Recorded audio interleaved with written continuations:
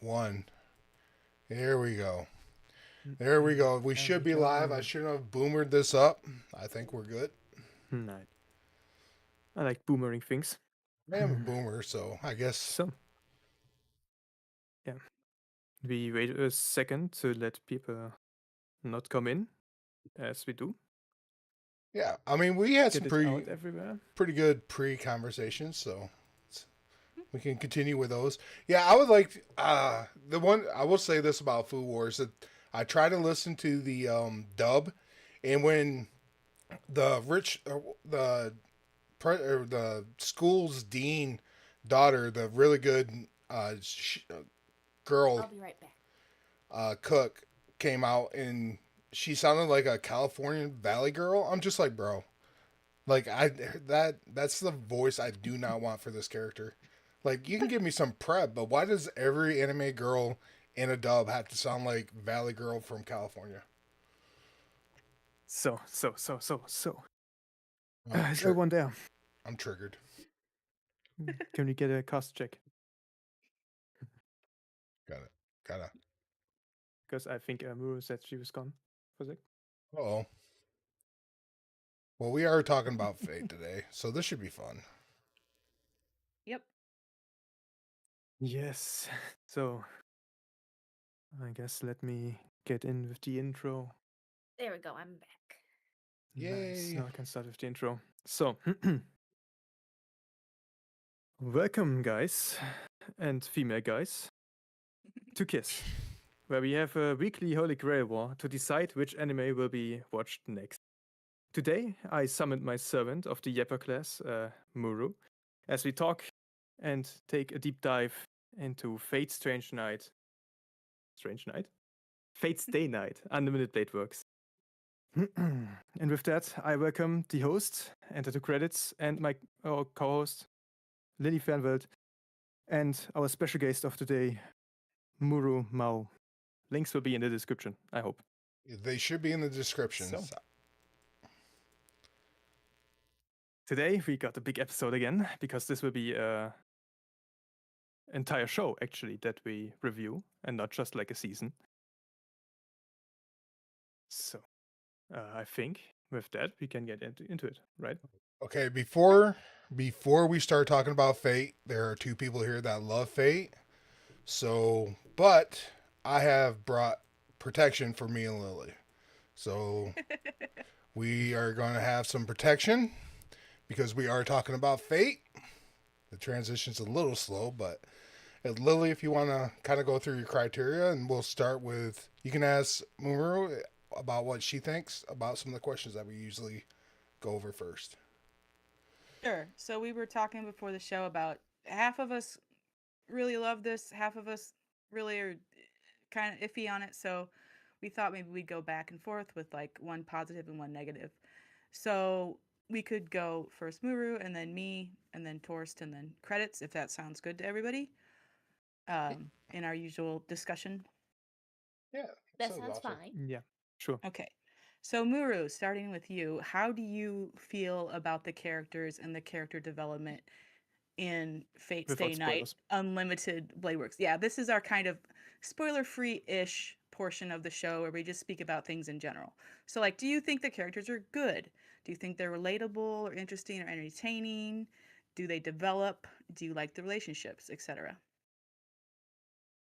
I think overall with Fate's Day Night, I do enjoy the relationships and the characters because you get characters that have a different spin on mythological stories, and if you're a fan of history, it's very interesting to see that play out and the sense of like what the story is altogether. And I enjoy it being a story of characters that are either going through survivor what is it when you don't think you should have survived a Survivor's Guild. traumatic event. Yeah, Mhm. survivor's guilt. Yeah. And people having to mature earlier, stuff like that, like sort of like a very early coming of age story, even though it's like beyond from circumstances beyond what they can control. Okay. Cool. Yeah, so my overall thoughts on the characters are like they're pretty good. I do enjoy the main two characters, Tosaka and Shirou Emiya. I went into the show knowing absolutely nothing about it. I think I read a description a long time ago that it was about like summoning spirits, but I had forgotten that when I started watching it. So I went in completely cold, completely blind. So going into the prologue, you meet Tosaka, and I thought she was going to be the protagonist. I thought, oh, this is interesting. We're getting a shonen show with a girl. That's cool. And then they pulled the rug out from under me, and immediately Shirou became the main guy. So but I like Tosaka because she was, she came off a little bit bitchy.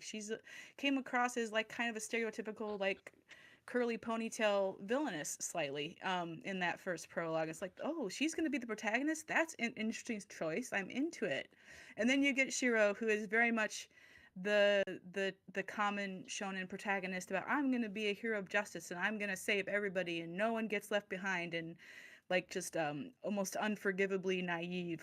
But I do like the way that they interact and the way they bounce off each other. And all of the other characters, they at least have something going for them. None of them are like completely generic, completely tropey. So the characters on the whole in this show, I think, are pretty good and interesting, and their the relationships do develop. Like they don't stay stagnant. Though I will say, when it comes to that, Nasu originally had intended for it to be with a female protagonist, with Ayaka and a male Arthur, and that ended up Mm. just being Fate prototype. Oh, interesting. Mm. We're already doing the deep dives. Yeah. Yeah. Yes, I like the characters. Fate does a really good job with characters. They know how to write characters Hmm. and how they interact with their dilemmas and conundrums they have. This is always interesting to see because Fate likes to play with building up characters just to give like the perfect counter, like a servant that would be like the best servant, but then have a certain condition that is met that makes them have a hard counter. I always like to see that in Fate. Yeah, I Yeah, would. Yeah. Oh, go ahead. I thought you were. Go ahead. yeah, the characters are developing over the entire show. It is in itself closed show, so we see the entire motion of the character arc for the protagonist. So now you can go. Yeah, I would say that Fate does everything right when it comes to at least the characters constantly moving. Nothing stays stagnant. All the characters, they definitely give you either you're with them or you're against them. Nothing's flat. Even the servants have, um, you know, classic character tropes that it's really good. Like as far as if I'm just going to sit there and say, did I like the characters? Yeah. Um, but when we kind of get into the story, I might have some gripes, but everybody's kind of pretty spot on. There was definitely growth, unlike last week or a couple weeks ago when we watched Bocce. Everybody was just kind of stagnant, going through the motions. Where this, the you, even if it's kind of like an offshoot character that was not the main tandem of characters, you are interested in. And I just will say this now: Sakura, best girl. She gets unnecessary hate, I will admit. Yeah, She's I don't mind a sweet, nice girl in an anime. Like they don't all have to have some weird, crazy, uh, character quirk. yeah, So and anyway, yeah, no, and I like Ren. I mean, who doesn't like the bratty type? But I mean, Sakura. And when we get into talking about story, I do have some complaints about that. But Sakura, I do like that, and I just like the way everything, especially at the beginning of the series, the way the characters interact. It's very natural, and I enjoyed it. yeah. All right. So moving on to world building or setting, Muru. Is this world or setting a place you want to visit for a while, at least in fiction? Are a new concept introduced at a natural, interesting pace? Does it make sense, etc.? So the setting of Fate Stay Night is ultimately Fuyuki City. So it's very contained into this sort of area because we know that that's where the Grail is, and I'd say it's pretty good because they do bring you around. At least they make note of it to where you see things like a bridge and you'll go back to it, and there's like landmarks that you could recognize within the town itself. The world building is pretty good. I think if you zoom out in the whole Nasuverse, it makes sense. A lot of things do lead back to Fuyuki. It's kind of an integral point of Nasu's writing. Okay. So for me, again, I was absolutely first Fate show I've ever watched. Everything was brand new. All the concepts of like summoning spirits, heroic spirits, the whole Holy Grail War, everything about it was brand new to me. I did think it was all introduced at a pretty good pace. It wasn't like there was a lot of exposition in the first 2 episodes, but it wasn't so much that I was overwhelmed to the point of like I can't keep track of this. The characters were introduced in a way that let me get to know them at least a little bit, so they weren't just all like shoved into the narrative at once. Um, and yeah, as far as if it's a place I want to visit, no, awful place, never want to go there. Like the Fate world where you have these people who from history, from folklore, from whatever, who are being dragged into battles, like because someone summons them. Like I understand that in story they have a reason to be there, but that's I really don't like it as a concept. Like I would not want to live there. As a fictional setting, it's cool to visit for a while. Um, and as far as the characters fitting into the world, I think so. Like everyone had a role to play. And yeah, so as far as world building and setting, I thought it it was good for a fantasy series, that the way that uh, concepts were introduced and built upon, the way characters came into the story. Um, it's just not a place that I would want to go to. I the opposite of that. I would definitely love to live there and fight in Holy Grail Wars as a servant. Um, Would that you that I get can drop. Huh? Would you get diffed though? Certainly. There I can drop. I can derail this for a second, and drop a bit of lore. Sure. I am personally such a cringe person that I made oaths to the moon at night, Oh my gosh. Okay. like night Keep oaths. talking. No, don't stop. Don't stop. Um, and I would have if we had such a possibility, like a counter guardian in our world for Terra, for our Earth. I would definitely make a contract. I am You would want such to a be a person. guardian. Okay. Okay. Cool. Cool. Oh yeah, cool. oh yeah, definitely. In real life, Why? why not? I like being a It's so hero. sad. No, it's okay. No, let him no, cook. no. Let him cook. It's fine. I personally would, but even more than a counter guardian for Earth's defense force against outer threats and inner threats. I always liked the idea of being like a servant directly to the god of armor. Mm. That was like my big thing. That I am the romantic guy of the scene. Okay. like That's- being the little angel that brings people together, and that they can live forever together in a good relationship. All right. I do love that for you. I do. I love that for you. So Nice. I would definitely love it there. Um, would I end up like Shirou in most endings of the visual novel? Probably yes, Mm-hmm. but I don't have a problem with that. I just take the risk. Okay. Yes, the world building and setting. Fate is an interesting case. Fate Stay Night plays like the fifth Holy Grail War. So we already get established there were like 4 before that, and there is a story before that around this. And the Holy Grail Wars are actually a really tiny part of Fate, like the bigger Nasuverse. I got that feeling. Yeah. Yeah, they are actually, but like for Fate, they are like the entire franchise. So, what the show itself gives, it is something. It establishes its rules, and then we get Rule Breaker, which is also a Fate staple. establishing rules just to break them, which is, I think, in Fate brilliantly done most of the time. They like subverting expectations, Yeah, for sure. but it's in itself logical. It does keep its inner logic, even if we don't have the inner logic with the show yet.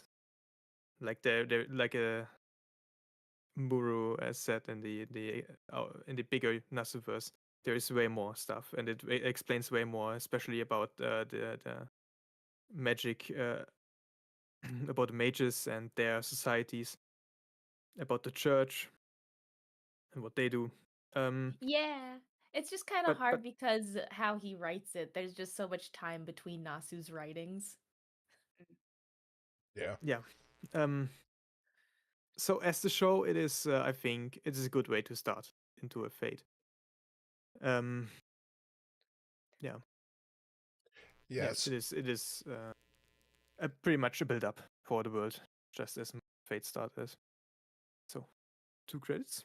Okay, so I'm gonna, yeah, just taking the anime for itself. Um, would I like to go to this world? I mean, I don't know. It's very real world with rules of magic, and the thing that Fate does well, I think, at least in this show, and I'll say just since we're only talking about this 2 seasons, it does magic well. It establishes rules. It stays within the rules, besides obviously rule breaker, but like it never breaks the world itself apart. So everything kind of follows the logic in it. And then when there is subversion, it makes sense, like it was already said. Um, so as far as like world building and all that stuff, I think it does it really well. It don't overwhelm you, and it's nice when you go into episode 1. You have no hand holding, and you're like, oh, this is kind of interesting. What's this about? And then they slowly introduce all that stuff to you, because basically you're the self insert of the protagonist for the story. So to me, I think as a world, it's pretty good. It doesn't as a world building, it's does well. The only problem I start having is with the actual story being told, because sometimes it feels like it gets folded into itself, but everything as far as itself is pretty well established and is really good. So yeah, I think the world itself is good. Oh, I don't feel I forgot. I didn't answer when I answered as to if I want to visit the world. If I was just living as someone who wasn't a mage, I would say yeah, because I probably wouldn't know anything that's going on. But if I was a mage, nah, I wouldn't want to be in the Nasuverse. That's not a nice life. No, Yeah, that's no, fair. trues. All right, so moving on to plot and story, Muru, do you feel like there's in let's we're just sticking to this season. So in is there something in Fate Stay Unlimited Blade Works that you felt there was something to grab your interest right away, and then does it continue to hold that interest? Do the character decisions make sense based on the information they have? Does the logic of the world hold together with the happenings in the plot? Is it well placed, or does the story drag, etc.? And you don't have to answer every question. These are just like how we try to think about things. Yeah. I think season 1 is very fast paced. It's meant to be fast paced, because it's like this is happening within a short amount of time, like a few days. You're this guy who doesn't know anything, and you're kind of just shoved into this bigger plot essentially, and you have to learn it on the fly. And I think that's an interesting like way of pacing it, because you're essentially learning along with who the protagonist is, minus our episode 0 where you get a little bit of someone who is more in the world itself of a mage and magecraft. Character decisions make sense based off the information they have. I'd say for the most part, yeah. Other than Shirou kind of being like, I mean, I wouldn't make decisions that Shirou made, but he's also like a I don't want to let anyone die type of guy. Mhm. Oh, and is the ending satisfying if there is one of season 1? I'd say the ending of season 1, well, obviously it leaves you wanting more, but the climax up to the end of season 1, amazing. I loved it, even though it made you think. It answered a lot of questions that you had in the beginning half of the season. Okay. So for me, it did grab my interest right away because you meet Tosaka and she's instantly talking about like she stayed up all night because she had to she's trying to figure this thing out, and then she found this like treasure hunt from her dad and got this chest and there's a broken thing in it, and like, oh, this isn't what I wanted. And then she's like, so you instantly are like kind of pulled into her. She's trying to accomplish something but you don't know what, and she's being frustrated along the way, and then you meet different characters for her point of view, and then eventually she completes her ritual, but it gets messed up slightly. It doesn't have the result that she wants, but it has an interesting result for sure. And so yeah, the first episode, the prologue, definitely caught my interest, kept my interest. Like, I didn't, it didn't feel like an hour-long episode. The same with the actual first episode where you meet Shirou and you see the same events kind of the same day, really, from his perspective. It like, I think the prologue does a really good job of like setting the world, and then like, if I didn't watch the prologue and I just went into Shirou's point of view, it'd be, I think, less interesting because you wouldn't have as many like intimations that there's something magical going on right away and there's some urgent thing that needs to be done. So I really liked actually the prologue a lot. And then the first episode, showing, it was actually, it did drag slightly because like I've already seen this from one person's perspective, but it wasn't too bad because I was interested in Shiro, and seeing where, because I knew already that he was going to get, well, since we're keeping it spoiler free, that things were going to happen to him. So I thought the episode grabbed my interest right away, and you're right, it felt very fast paced. It was, whether I liked the story or not, it was never boring. Like, there was always something going on. There were always new characters being introduced. But at the same time, it wasn't so helter-skelter and like all over the place that I couldn't track what was going on. Like, I've definitely watched shows like that too, where there's just so much happening that it's like, okay, why did that happen? Who is this? Like, definitely some character decisions felt strange in the moment. Um, and I'm thinking of one in particular, but of a certain person in red, but they did make sense later. Later, like, there's so many twists in this season that, like, you're like, why did I still don't understand why he did that? And then a few seasons later you found like, oh, okay, I get it now. So yeah, I thought all the character decisions made sense. And like we kind of said with the world building or setting, like, the rules do hold, it is a coherent world as far as the rules go. Even when there are things that break the rules, they are clearly explained as, oh, this is an exception, this person is an exception, this skill is an exception, this object is an, like, that's all, it all makes sense. Nothing felt like completely out of place or out of the blue.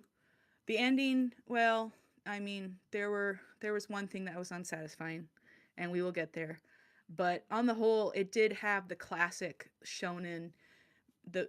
battle shonen of build up of like all season long. There's these smaller fights that are going on between different characters. There's different alliances being formed and broken. And then at the end, after some characters have died and some have survived, there's this final showdown where you finally figure out who the main villain is. And then you fight the main villain, and the main villain is trying to get something. Everyone else is trying to stop the main villain. Like, that was a very classic plot structure to the entire season, and it did work well. The final climax to the battle itself was satisfying. So all in all, I think the story, as a season of anime, it was well structured, and that's what I'm gonna say for the spoiler-free section.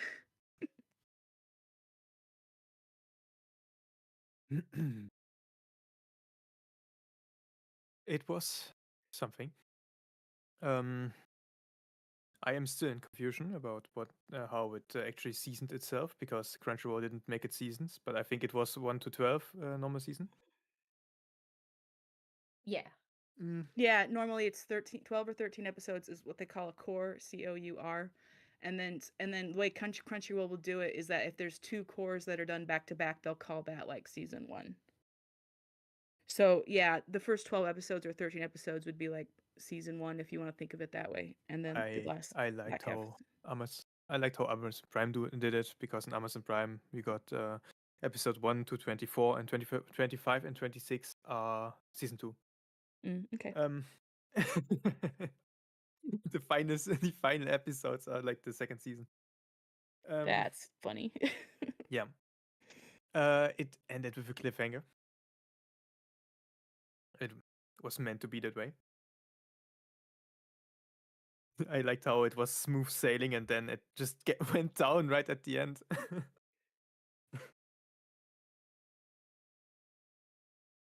But I liked it. I think, yeah, first and second season are a complete story. It worked really well, in my opinion. Wait, no one hears anything on my stream. What? Oh, it happened. Tech boomerisms are starting. You don't hear nothing? You don't hear us talking?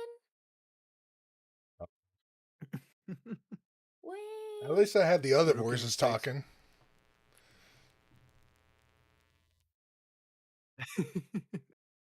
Do you not hear the voice chat? Wait, is my Discord? What if we don't want to hear you guys?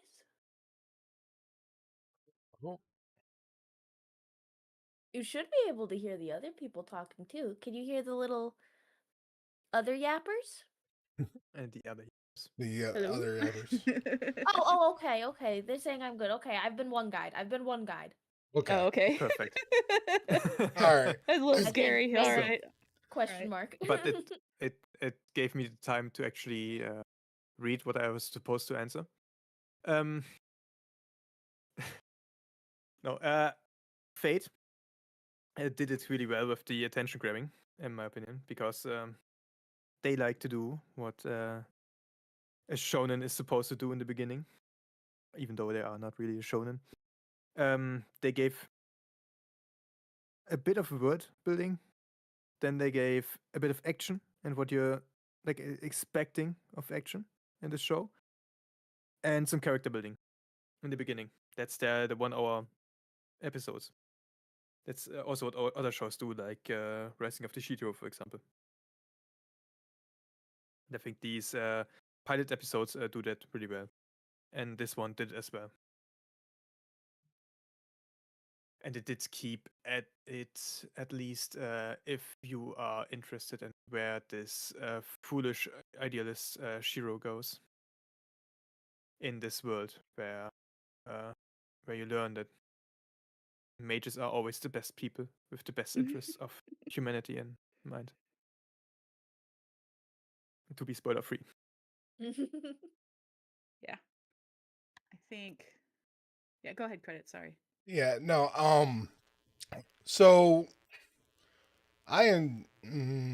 So I do like the story for what it is. I did have some problems where sometimes the characters really seem like, I wouldn't say they go back to themselves. I was just waiting for the other motivation that never really popped up, or like an explanation why a character made a decision, and like later down on the road you kind of see it, but it don't actually kind of make sense. And maybe I just don't feel like it makes sense, because if this character's one way, would he actually? It seems like when we get into the spoilers, it just seems like at some points it kind of folds where the decisions the character's making at the time, because you see how this person will carry on or help out, and then you get into what towards the end of the first season, well then things have got to change, or they decide to do something else. But then you also have one character that should have had the most gruesome, horrifying death, and that was given to like kind of somebody else that probably didn't deserve it. So I, like I said, did this grab my attention at the beginning of it? Yeah, because I mean, and I was the one that made the mistake because of where I watched it. I didn't get to watch episode 0 until I finished the series. Then I watched episode 0 because it was called an OVA. So then I watched that. So I actually the numbskull that did watch from um, episode 1. And Ah. so that's kind of why when I was getting led into it, it felt like there was no hand holding, and it kind of still made sense to me. And a lot of the stuff I did like, I think, as far as story and characters go, I kind of really feel the romantic element wasn't the chemistry was there, but not really. Like there could have been more done to that, so it had me lacking in that part. And it did have some good fan service because Ren, obviously, in season 2, she was looking pretty spiffy. Um, but all in all, as far as the story goes, like yeah, it's serviceable. But if you ask me, do I want to sit and watch Fate Stay Night for a second time after watching it for this? I probably want to pick it back up. All right, fair enough. Okay, art and animation. Muru, how did you feel about the art and animation in this season? Did you like the style? Did you feel like the budget was spent well? Are the character designs appealing? What is it? Who did this season? I mean, I It's affordable. enjoyed. Yeah, it's Oh, it is affordable. Ufotable. Yeah. Well, it's better than Studio Dean, I'll tell you that. That one, I didn't enjoy the animation for this one. I mean, it's kind of a staple. I feel like this is one that like Ufotable kind of got its name for at the beginning stages of it. It's what made it a little bit of the animation studio that it is today. Kind of made a Hmm. lot of money off of it too, I'm pretty sure. Mm-hmm. Mm-hmm. I did not know Are the that, but character that makes sense. Yeah. ah Good. when it comes to like are the characters well designed and appealing, I'd say the character designs are appealing. I when you look more closely into some of the details of especially the more mythological heroes, you will find things that like are nods to the legend, and like you could tell the artist put in effort into like making sure that there were these elements included into them. Um do, do, do. Especially a lot of little things of their designs do come into play it with like their magecraft, whether it be like their hair length or their necklace, their blah blah blah. I do like their blah blah blah. My favorite Just part. a lot of little things. I do like the art. It's fine. Like it didn't stand out to me as being particularly unique or have a lot of personality. It's kind of pretty somewhat generic, like just good anime, not bad anime. Like I would just make a distinction there. Like there's generic bad and generic good. I would say this is kind of generic good. Um, they did spend the budget where they should have, like on the fight scenes. There's a lot more like very Sakuga and flowing animation and a lot more care taken in to make the action look good. Um, and the character designs, yeah, I agree. The servants, especially, all of them had very interesting designs, except for maybe one guy who just looked like a blonde dude, but whatever.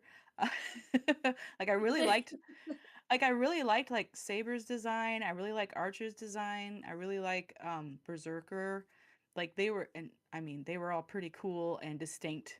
And like all the modern day characters, you could know who they were without looking at their clothes. Like they usually had somewhat different silhouettes and hairstyles at least. So like I think it was pretty the character designs are good.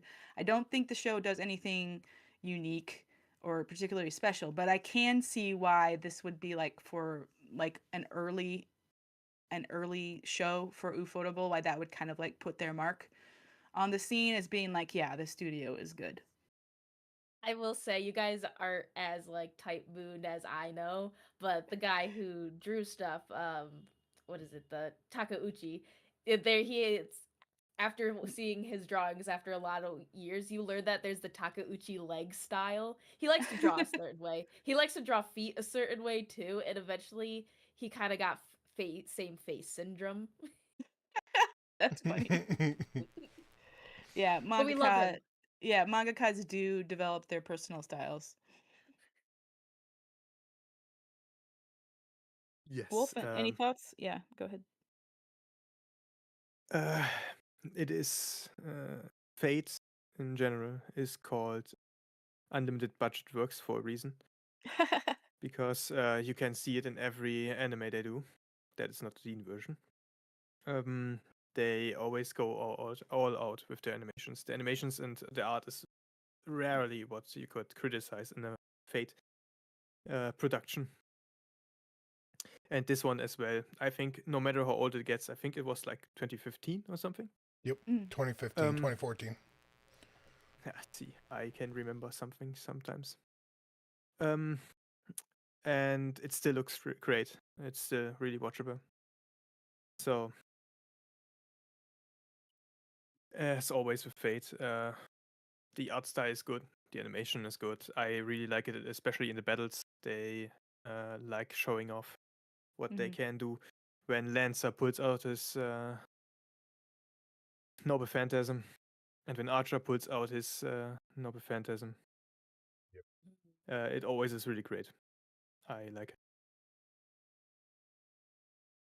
Yeah, I might disagree with Lily. I think it does do animations really well when it definitely spills that budget.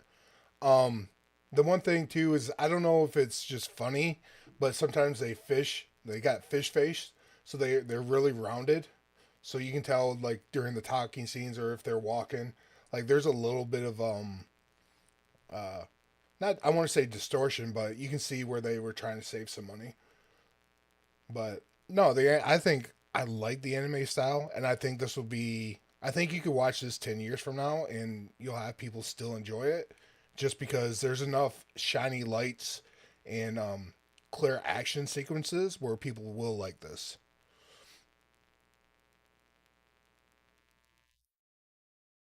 Very fair. All right. Theme and messaging. So, what kinds of themes of being are communicated through the story? Is there a point or message that goes beyond the plot and the characters? Is it a theme or message worth sharing and thinking on? Any thoughts, Muru? Well, I mean, can I break it down into what I think the themes are? Sure. Okie dokie. I'd say a big theme of Fate Stay Night is the idea of like conquering yourself and like try to like break out of a fate that you don't want to be, like that you don't want to like succumb to. An idea I've always there's this iconic idea of like which I think is a wonderful, I don't know, like brain philosophy or ideas, like what it takes to actually be a hero. What does it mean to want to save people? And that's always kind of what brought me into the main protagonist of this one. I don't know, it's just like a really interesting thing given what Fate is as a whole or what the story talks about, which I can't get into until we actually start about the episodes. Mhm. Oh, wait, let me actually read what other things you have on here. Themes being communicated in the story. Is there a point or a message? Yeah, it's pretty simple questions, and you Okay. can go as deep or as light as you want. No, I feel like my biggest one, like the one that I had the depth to talk about, is just like the idea of conquering oneself. I mean, there's smaller ones, like the idea of like hubris when it comes to like side characters, or well, not really side characters, bigger characters, but I just kind of think of main character, orange haired boy. Mm-hmm. Mhm. Okay, so one big theme that I saw a lot in the story, and I agree, there's a lot about like, why do you fight? There's a lot. What I was feeling a lot in the story was this kind of nihilism, and that is mainly just because it's a battle royale for what's when I first, at least in the first few episodes of the show, it just felt like a kind of a pointless exercise. Like, okay, so all these people have been summoned here.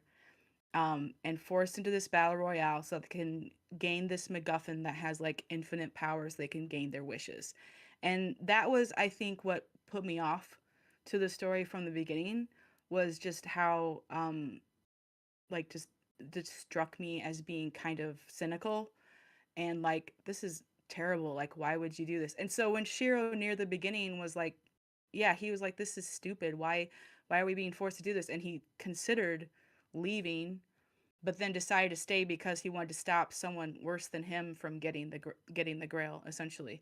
Like, I understood his reasoning there, but that was why before the show, when we were chatting, I said that this, so I the whole season or 2 seasons that I was watching this, I was fighting with myself thinking, is this actually deep or is it just kind of fake deep? Like, is it edgy for the sake of being edgy, or does it actually have something interesting to say? And I'm not sure if I have an answer to that question. It felt to me similar to how I felt when I was watching Death Note.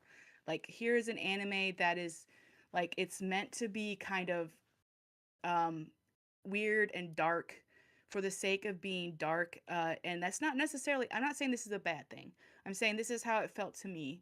It's like, this is not really something that I enjoy experiencing, so it was not fun for me to watch, because for those reasons, because like the entire goal was just a search for power, and the protagonist, the guy I related to the most, Shiro, was searching power to keep it away from people who would do bad things with it, essentially, which is a worthy goal, but like, it's not usually the kind of story that I enjoy seeking out, and like, on purpose.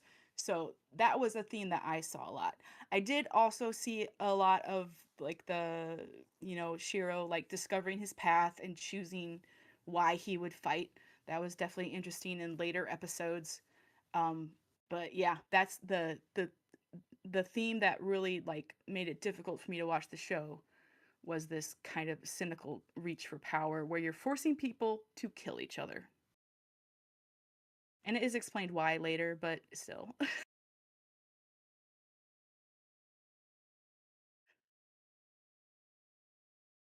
Yes, theme and messaging. I liked, always like fate messaging.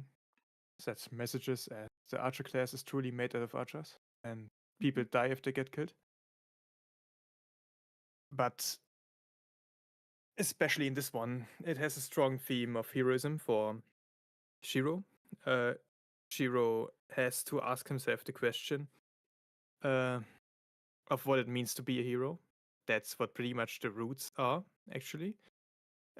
Yes, he gets per root another girl, but if you look at it closely, it actually shows different kinds of being a hero. From selfless to selfish. From there was another scale that I forgot. um, He does also move from being helpless to powerful. yeah, that is his character journey as he participates in a battle. It is a bit like in One Piece, when in the later seasons, where you get stronger if you fight stronger enemies.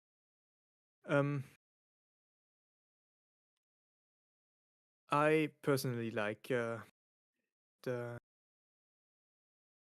fact that you get many different characters with many different themes, and in a show that summons heroes from the past, you get also different definitions of hero, because in history, a hero was completely differently defined in our epochs. I made a video about this.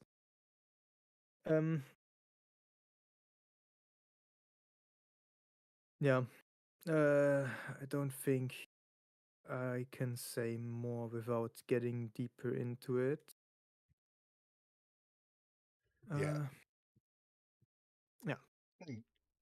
All right. As far as for me, I guess, I can understand how, and I think we're kind of displaying that with Fate. You could see different themes throughout. I don't think it congeals to one particular type of theme. And I think a lot of people can grasp at different things they were trying to do. And I'm not 100% sure they did anything 100% well.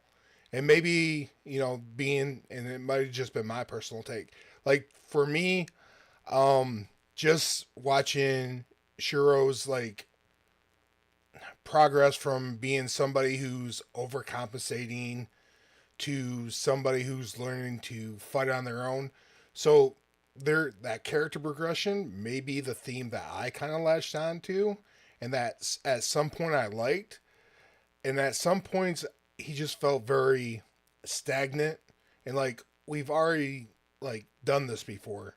Like you need to take that next step, and sometimes it feels like he's kind of stuck in the middle there. Um, there's like I said, I think at some points, especially when we go through the episodes, we can probably talk on it, and it might have been something that maybe I missed on, but there's stuff in here I like. There's stuff that I think was drawn out. There's stuff I would have liked them to spend more time on. Like there's really good stuff in here, but I don't think anything's been flushed out to where it could be. And I think that's why maybe it's better as a story to be in a light novel than it was in the anime. Because I think maybe, given what they were trying to do, they were trying to do it for a certain type of crowd, and they didn't flush the story 100% outward to where it needs to be. In the visual novel, it does kind of force you to go through the Saber route, which is essentially the 2007 Studio Dean anime, and then you get to play what is the route which is the anime we're talking about today. Okay. Okay. Yeah. So and being somebody that's new to Fate, it's like I. This is definitely better than as far as I remember when we talked about Bocce the Rock. I do like a lot of stuff in here. I just wish it would have cooked a little bit better in the anime. I'm not saying this is a bad anime. Don't get me wrong. I just wish the story would have cooked because character decisions and the way characters move in this sometimes seem not correct because sometimes we've had these conversations and then it changes. So I'll leave it at that. Okay. All right, we will definitely talk about this more as we get into the show, but let's go ahead and just give our like overall general rating recommendation. Like out of 10, Muru, like you can tell us how you would rate this on your personal level and then like who you might recommend it to. Uh, well, I have hindsight bias as someone who's been deep in the Nasuverse, so I personally love Fate Unlimited Blade Works. I did watch it I think I watched it in the correct order the first time, but I've always been infatuated with the story of Shirou Emiya and just like the Holy Grail War itself. So I recommend it to everyone, though when I recommend it, I usually tell you the watch order before just going into Unlimited Blade That's Works. very fair. Sure. So what would you give it out of 10? Oh, out of 10. Oh, sorry. It isn't. Hmm. You can say whatever you want. Like this It's Anything. a is you- 9.5 out of 10 for me. Okay. I guess Okay. it's not a 10 out of 10. It's not a 10 out of 10 for Okay. me. Okay. Go with your heart. That's cool. Yeah, that's fine. Yeah, this is about your personal Yep. enjoyment level. So for me personally, look, I completely recognize why this is a popular series and why you would rate it 9.5. For me, on a personal level, it's a 6. And that's just because I don't like the story. I don't like I don't like battle royales. I don't like stories where like people are just there to kill each other. That is me personally. Who I would still recommend it to other people. Like if I know they're into like darker stuff, more complicated worlds, if they like this kind of fantasy world building where there's a lot of like philosophical dilemmas that are brought up, whether they're discussed in full or not, whether or not these philosophical discussions are fully cooked is one thing, but some people just like thinking about that kind of stuff. And yeah, and if you like dark stories where there's a thread of heroism, where there's a like a little point of light where people are trying to fight the system, then you would enjoy this story. So there are people I would say, yeah, I think you would like this. For me personally, I just don't. It's not my Oh, cup of tea. Yeah. also, if you guys have my stream open, we have people commenting on your guys' ratings. So That's fine. That's fine. it's very fun. No, I just don't know if you guys want to see too of people yapping with us. I don't know how you guys is it more podcast or do you guys interact with people too that are yapping? Well, we haven't No. had many interactions so far, but I'm totally cool with responding to people's opinions. Yeah. But Well, let's go ahead and yeah. let's have Wolf and Credits give their ratings, and then we can like answer chats. Yes. Yeah. In the scope of Fate creations, it is for me a 9 out of 10. There are 2 or 3 more Fates that I would rate higher, but one is just personal favor. It is not a better show actually, but with a better story. It's just like my personal bias. But overall, I think this is, in the general anime sense, a solid 8 or 9, 10 Oof. for me. Oh. All right. Like I said, the story, this ain't it, Chief. Um, like I said, there's a lot of great things in here. It's definitely undercooked, and there's a lot in this. This anime does not shy away from exposition, but when it comes to like themes and overarching stuff, there's stuff there, and people can pick up on certain things, but it never carries through all 26 episodes. It picks stuff up, it drops it off. Is it beautiful? Is the animation and stuff there? Yeah, like that's where I think this is more. Um, what do I want to say? Spectacular. What's the word? Anyway, it's more of the animations. Like you could just mute this thing and just watch the animations, and you'll have a good time because there's a lot of really cool stuff in it. But at the same time, it's a bit undercooked as far as story. And I think if I read this in a light novel or if I watched it in the correct order, I'd probably enjoy it more. But the thing of it is, I wanted a death of one character so badly that I just wanted him to have I the do most that. horrible and miserable death scene. But no, he doesn't get it. And on top of that, the one person that needed like maybe a quiet, um, like sorrowful like death gets a brutal fucking death. Like ugh, that kind of threw me off too because I'm just like, bro, like, and I just get blue balled at the end of the anime. So to me, I would say this is also probably six and a half. I would probably not watch this again. If I did, it would probably be second screen viewing, and I would watch it for the animation, and not in the art, and not for the story. Okay. Those are very, very Okay, guys, don't skip wise them alive. ratings. He's okay. So now, before we get into the uh, interacting with chat part and the spoiler full part, I just want to give a big shout out to the music of Fate. Fate does really well with music. I like the character theme of Emiya, Shirou. Mm. And the openings are also great. We got first opening with Ideal White from Mashiro Ayano. And the first ending is The Illusion from Lisa. The second opening is Brave Shine by Aimer. And the second ending is Ring Your Bell by Calafina. Yeah, the soundtrack was good. I would listen to the soundtrack. And yeah. Get there. Do you want to bring your chat? Do you want to bring some interaction? Oh, yes, what is it? Nobuteri wanted to know if with Lily, is it just the first season of this anime that you rated 6 out of 10, or is it like the all of Fate? But I don't think you've. I think you've only interacted with this anime, right? I've only ever watched Unlimited Blade Works. So Mm.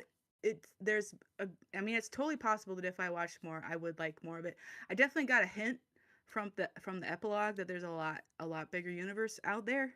And so there might be other stories within the Fate universe that I would enjoy more. But just again, I've never enjoyed the battle royale scenarios. Like the first time I read like the first battle royale, I read the manga when I was a teenager. I found it in the library and it like made me sick to my stomach. And so did like Hunger Games. Like these kinds of stories where people are forced to fight to the death just really bother me. So that's probably like just on a philosophical level why I was put off from the story. Mm. That is fair. That is fair. I mean, it is. It is a darker story overall. Especially, I can also say when it comes to Nasu's writing, a lot of people, if you're like actually read, because I've read Mohoyo, he writes a lot, and sometimes I mean a lot. I think in the like there's something that he wrote that's like takes at least like 3 days to read. I forgot how many hours it takes. But he Mhm. is a yapper. Yeah. There ain't nothing wrong with that. Like I said, I think there's a story here. I just consistently through the whole 26 episodes, I don't think it connects well. That's just a personal opinion. Yeah, but Nasuverse is pretty much written not in one book, but in kind of all of them somehow. Yeah, At but least in all where he has his fingers in, yeah, because but Fate is such a big franchise that there are people that different writers. yeah, but sadly, what we're and I hate to do this, but we're only judging the anime. We can't go back and say you should have watched this first to make this anime better. It's this anime. So, I mean, I think if I would have got a watch order, it probably would have helped, but we can't do that. Yeah, well, and I mean, I do think it was a good introduction to from what Wolf has been saying. It does sound like this was a good introduction to the Fate kind of Hmm. universe as a whole, like the way the system kind of works. And Muru did say that a lot of the series is actually focused on the Holy Grail Wars. Hmm. So so yeah, I don't think this was a bad place to start. There was probably better ones, but yeah, I came in cold. I knew absolutely nothing about the series or the story, and that was just my initial impression. Was like, oh, this is dark. It's I don't like it. Right. So, Oh no, that's Yeah. not bad at all. I mean, I think even if you were to watch what like the quote unquote correct order would be, which is like the 2017, that I don't think that one's even regarded as that well made across Fate fans. That's why they will tell you to just go read. right. No, I could see That's this true. being as a book series, this would be I'd probably love the book series. I can probably tell I would love the book series. Light novels. Yeah, it started as a visual novel, so All right. And then you Do, get to see original Takeuchi's art style, which though they did it translate quite they translated it well. I liked it. all right. Do we want to start to get into season 1? I am afraid so. All right. Well, unlike everybody else, except for me, we'll talk about episode 0, the prologue. And obviously, like we said before, this is Ren's perspective. We watch her as she's prepping for her summonings, and she's been watching and waiting to see what's been summoned before her. And she does do a little treasure hunt within her castle, and she waits for the middle of the night because she knows when her magical uh, wavelengths, I think it was described as, or magical abilities at their peak, which is usually around 2 a.m. However, her dad, when she opened his magic box, set all his clocks, or all her clocks, back an hour. And she wasn't at her peak. So she summoned Archer.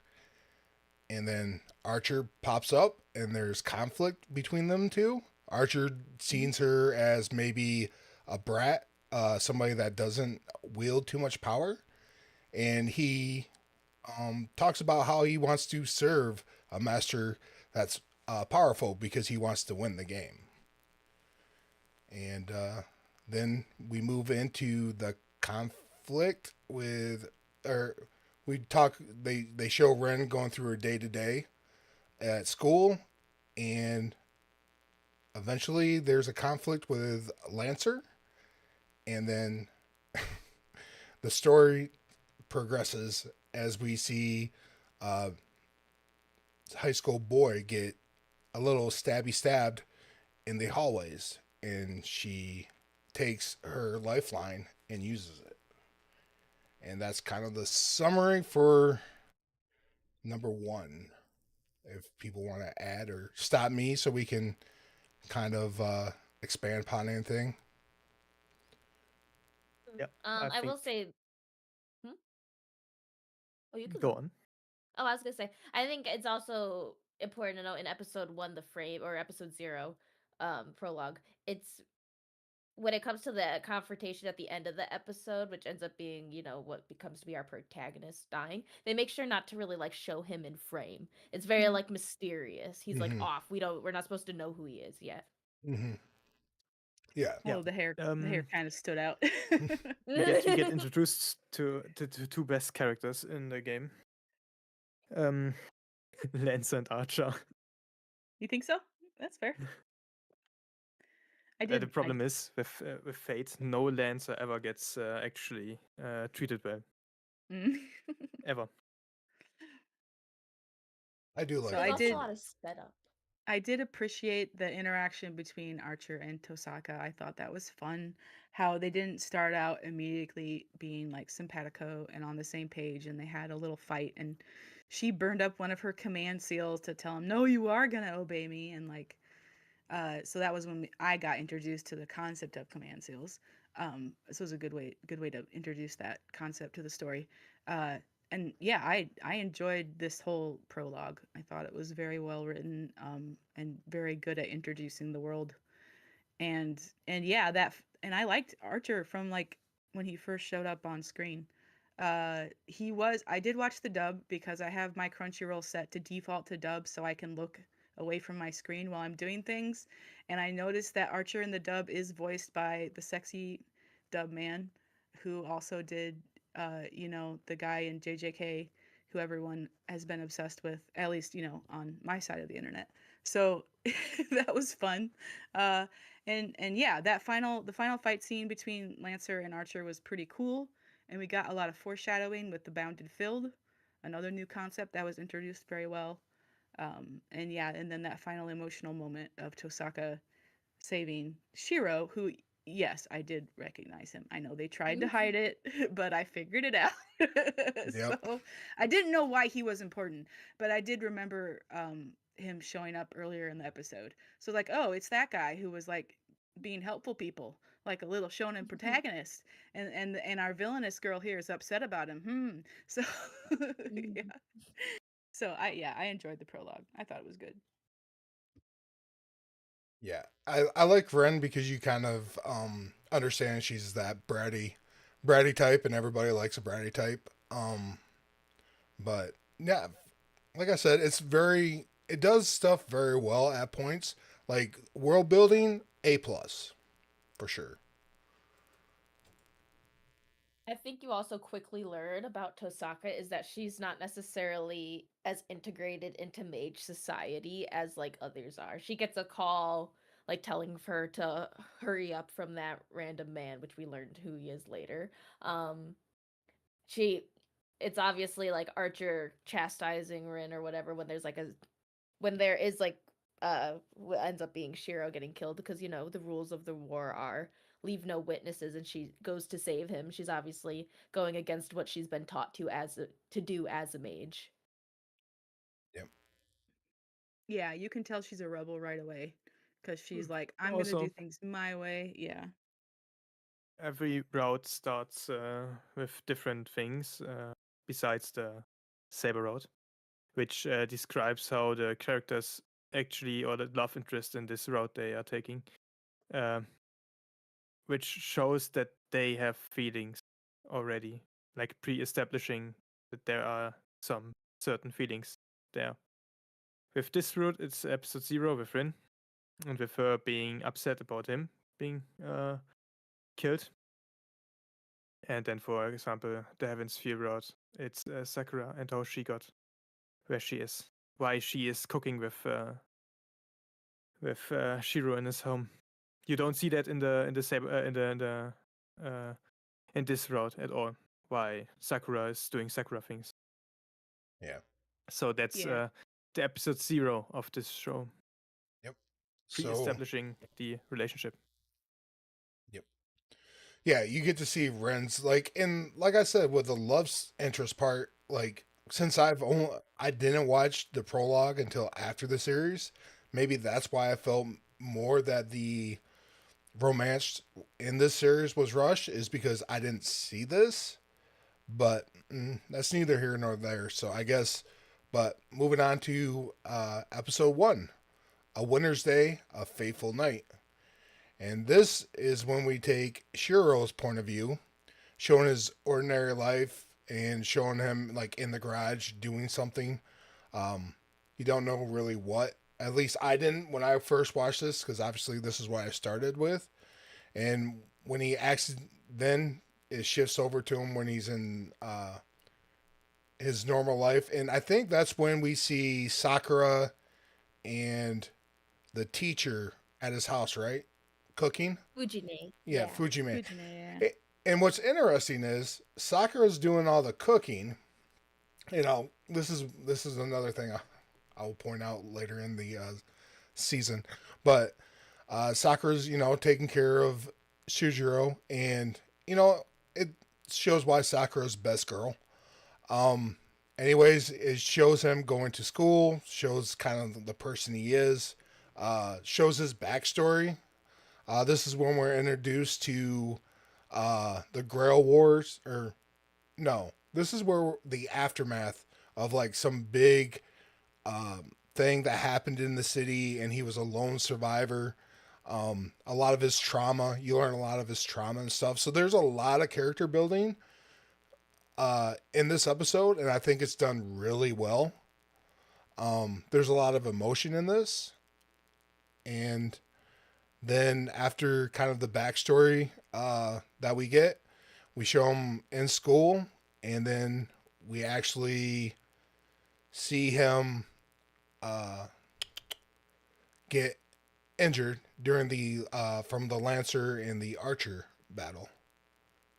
And then he wakes up, and is this, I'm not 100%, I might be misremembering, but towards the end, is this when he actually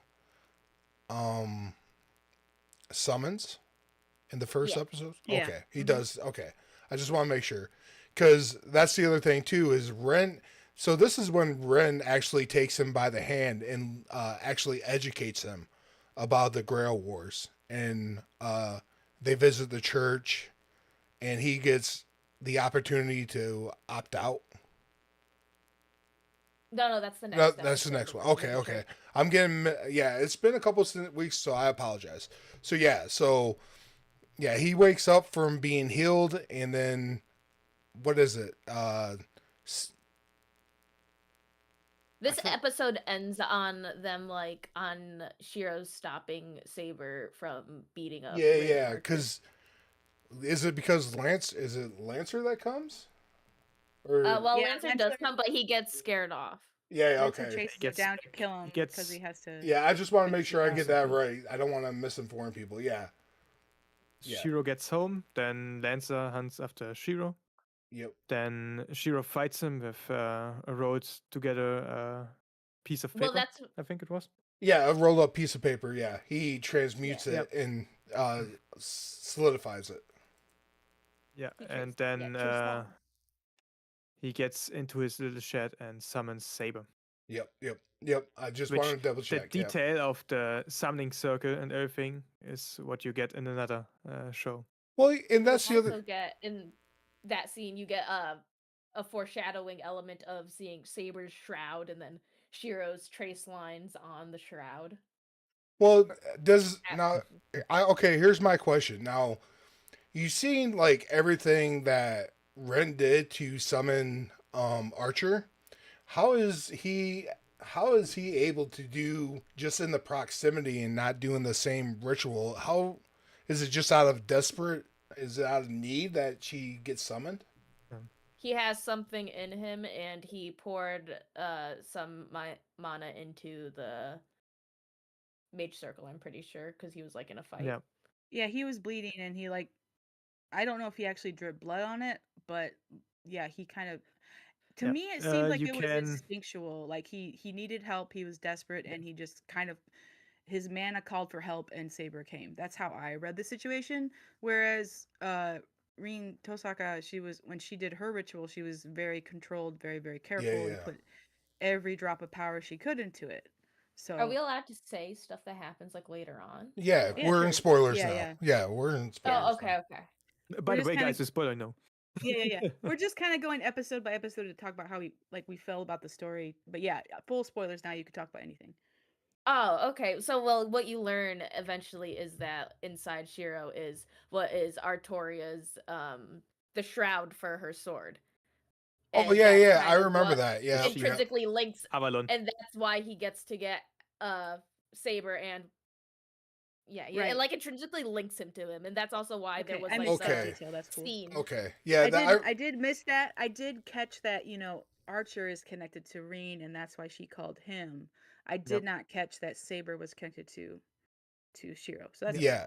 I remember the now that you said that, I do remember that. Yeah, he has no interaction with that circle. He's at death's door because Lancer put another stab in his chest, and you can see in the background under the boxes the magic circle actually start to glow. So something, yeah. So yeah, that makes sense now. So okay, thank you. Yep. Okay. Yeah, it's essentially the catalyst that like lets him summon Artoria. Yep. You can summon people without the entire ritual if you have the circle and a catalyst and yep. got strong enough emotions. Okay. That's something we learn also in other shows because Yeah, it there didn't- are, for example, also animal servants at some point. Yeah, so, So- for your audience, this is not servants, animal master. yeah, but so for people, this is kind of like what I mean when it's kind of undercooked. Like there's stuff in here, but when you're watching it, But- you kind of It know. didn't bother me. It is Yeah. the thing is you get a vision novel. You get while we get through the show now, like point for point, No, you get the things later on in the story that yeah, explain Well- what happens earlier on in the story, and that's like a bit of a thing, writing style that you have in vision novels sometimes. It's The thing like is, this is where you you don't- lose out a lot on because like you get to the Cood revealing his noble phantasm and Saber being able to deflect it, and he's like, you dodged my unbeatable strike. And then if you were to actually play the visual novel and go in and you click on her skills, you learn that she was able to do that because she has such a high luck stat, which is basically Ah. haha, I get to it's like haha, I'm changing the story because no you didn't, because I'm better than Interesting. you. Yep, definitely did not get that in the anime. That's fine. Yeah, Like yeah, it didn't bother me. It didn't bother me in the moment. I'm like, okay, so he summoned her because he had to, because Yeah. he was gonna die. So, and he's a mage. Yep. So they did show earlier in the episode that he was a mage, but he just wasn't very good at what he was trying to do. So yeah, it all made sense enough in the By the way, moment. there I want to completely nerd out on his magecraft. I really love that this anime tries to do something with it, with his projection and enhancing, which is looked down upon by other mages. Like it's just like easy stuff. Nobody focuses on that, and he made it so useful that he even became a servant, and it became his noble phantasm. Well, So he's a servant because he has a sheath within him. Let's be. no, That's that that's kind of what Yeah, I mean. this- Just I'm just taking it from the anime and what the anime gave me. That's why he's able to summon her. It's because so, he became a guardian. yeah, yeah. And that's what make it. And then he went further to go Yeah, to you get- become a servant. In episode 19 you get him encountering Illya in joining the counter force essentially. Yeah. Yep. Guys, by the way, this is not actually a review stream. We are just trying to explain them what Fate is. Yeah, well, there's a reason why me and Lily have I tinfoil expected hats that. on. Yeah. No, I expected that due to the complexity of this. I could tell there were Yeah, a yeah. lot of details I was missing in that, you Yeah. know, you guys would I exactly. did think, you know, if only I had a month, I could watch it again, but I'm not going to do that. Right. So let's This go ahead. is why we got Muru here. Yep. Yeah. This is why we'll go ahead and move to episode 2. The curtain goes up. And this is when Ren grabs Shirou's hand and walks him through the Grail War. And Yeah. they go visit the church in Kodamine? Uh, Curie Kodamine. here is. Yeah. Wait a second. Yeah, could. That's that should be the priest, right? The priest, yeah. They go The there. overseer is the overseer? Kire Kotomine. Yeah. Kire. Yeah, I think The in the most dub, trustful they person. basically called him Kire, so that's what I thought of him most of the time. Yep. So he learns all about the Holy War. He is getting an option where he could just sit out and stay in the church and be protected, which is a bit sus. You know, and he ends up he ends up making the decision that he's gonna protect he's gonna go and fight and protect the wish from people who would do bad things from other people. So he leans more into committing to fight alongside Saber. That's kind of the summary of it. If you guys want to expand upon it.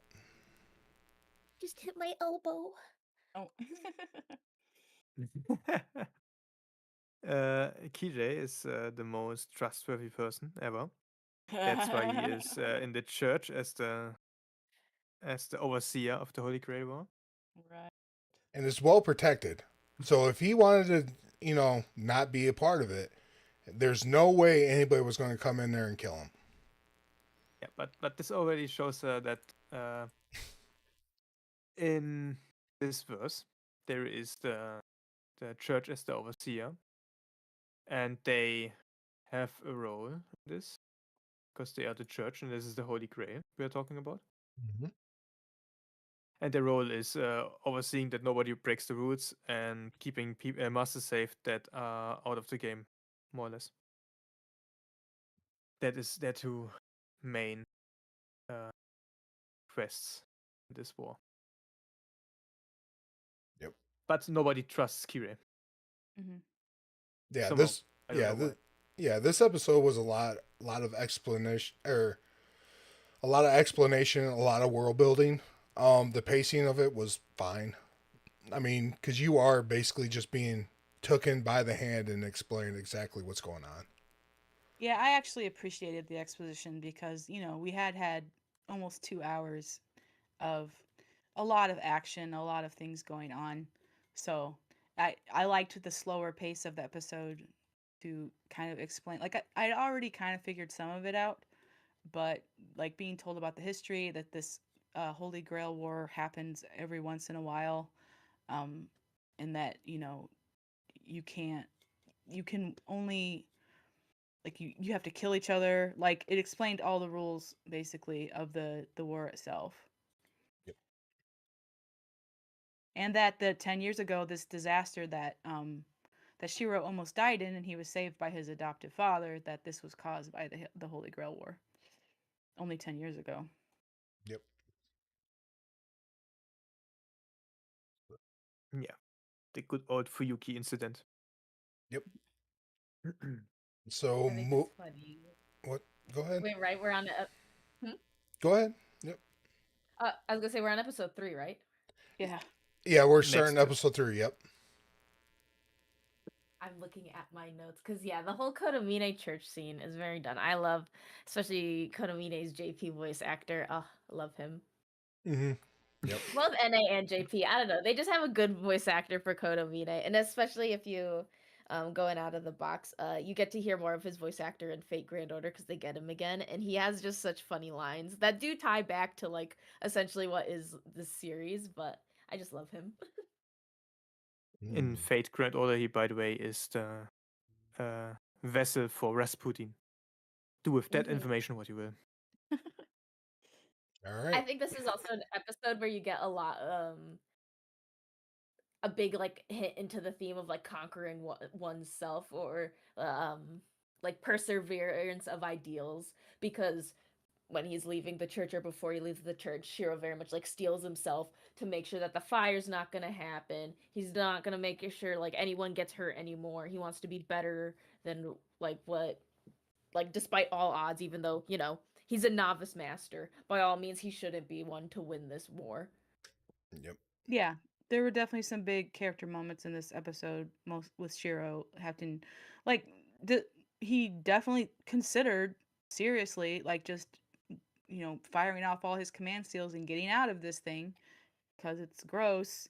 But he decided that he needed to fight to stop someone evil from taking hold of the Grail, as apparently happened, 10 years ago, causing that disaster. This episode also is as my favorite quote of all time that like made me love this series. It's the idea that Kodomine tells Shiro, and it's basically forcing him to confront like borrowed ideals or like ideals that like he doesn't fully understand himself. And it's him going, he's telling him, to be a hero you have to want a villain to exist for or else his battles are going to mean nothing. And like, what's a hero that wants a villain? Do you like actually want, you know, people to be saved then if you want a villain to exist? Yeah, that's a good Yep. line. Yep. So And then moving at on. the end, Illya pulls up. So moving on to Episode 4. 3. No. Shiro dies again. That was Right. episode 2 of the full season, third episode overall, including the prologue. We're Yeah. just gonna have to go with it. It's Yeah. Episode 4. Finding the fight. Yeah. So Berserker is actually, there's a fight with Berserker in episode 3 about at the midway point, and probably maybe the most done wrong character in the series, Miss Vazel von Esbun. Illya Illya from von Iceberg. Ice. Yeah. Yeah, okay. She I can say that because Fate loves to use German for their yes, spells. they do. And they love to use German names. Yep. And then that's my right up my alley. Yep. And then we see Berserker, and Berserker is over OP, very OP. Yes. Kronk. He is. He's Kronk. Yep. So I really like, once again, like even some of the art visuals, like the protecting birds from Miss Isbin. Illya. Just call it yeah. Illya. You Illya. call it just Eidensburn. Yeah, She's an Illya. Eidensburn. I'll go with Illya because I got fat tongue. Illya, like even like there's a mage battle with her and Ren, and then you have, Saber and Berserker going at it. It's everything's really done well, and the pace, obviously after a big exposition dump, we need to have action because we are shoujin. So like I said, it's 3 does very well. Then yes, Shiro once again dies because he is kind of the whipping boy of this first season. We can make a fun fact here again. In the visual novel, he dies quite often if you don't pick the right choices. He is someone that in the visual novel it's easy to die. It's easy to die and end up in a situation that is really bad. Like as a severed head in a jar in Illya's mansion. But it's easy to get there. Sergio's got regen, right? And that was already kind of established in episode 2 because his wound healed really quickly.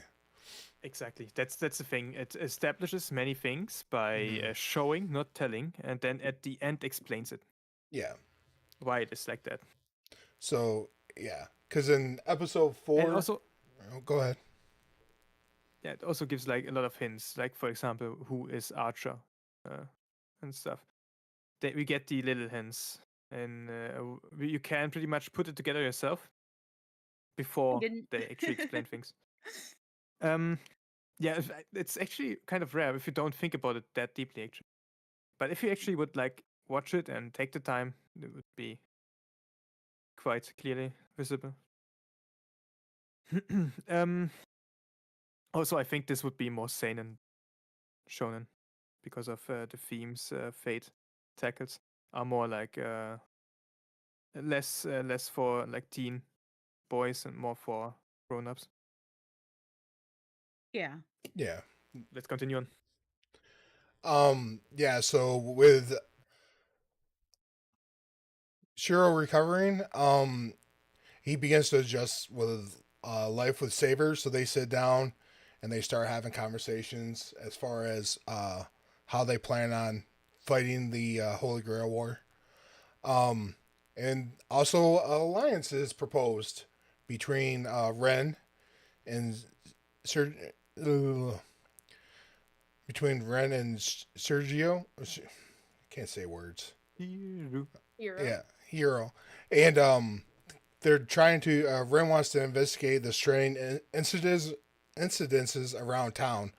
While tensions. That don't make sense. Yeah.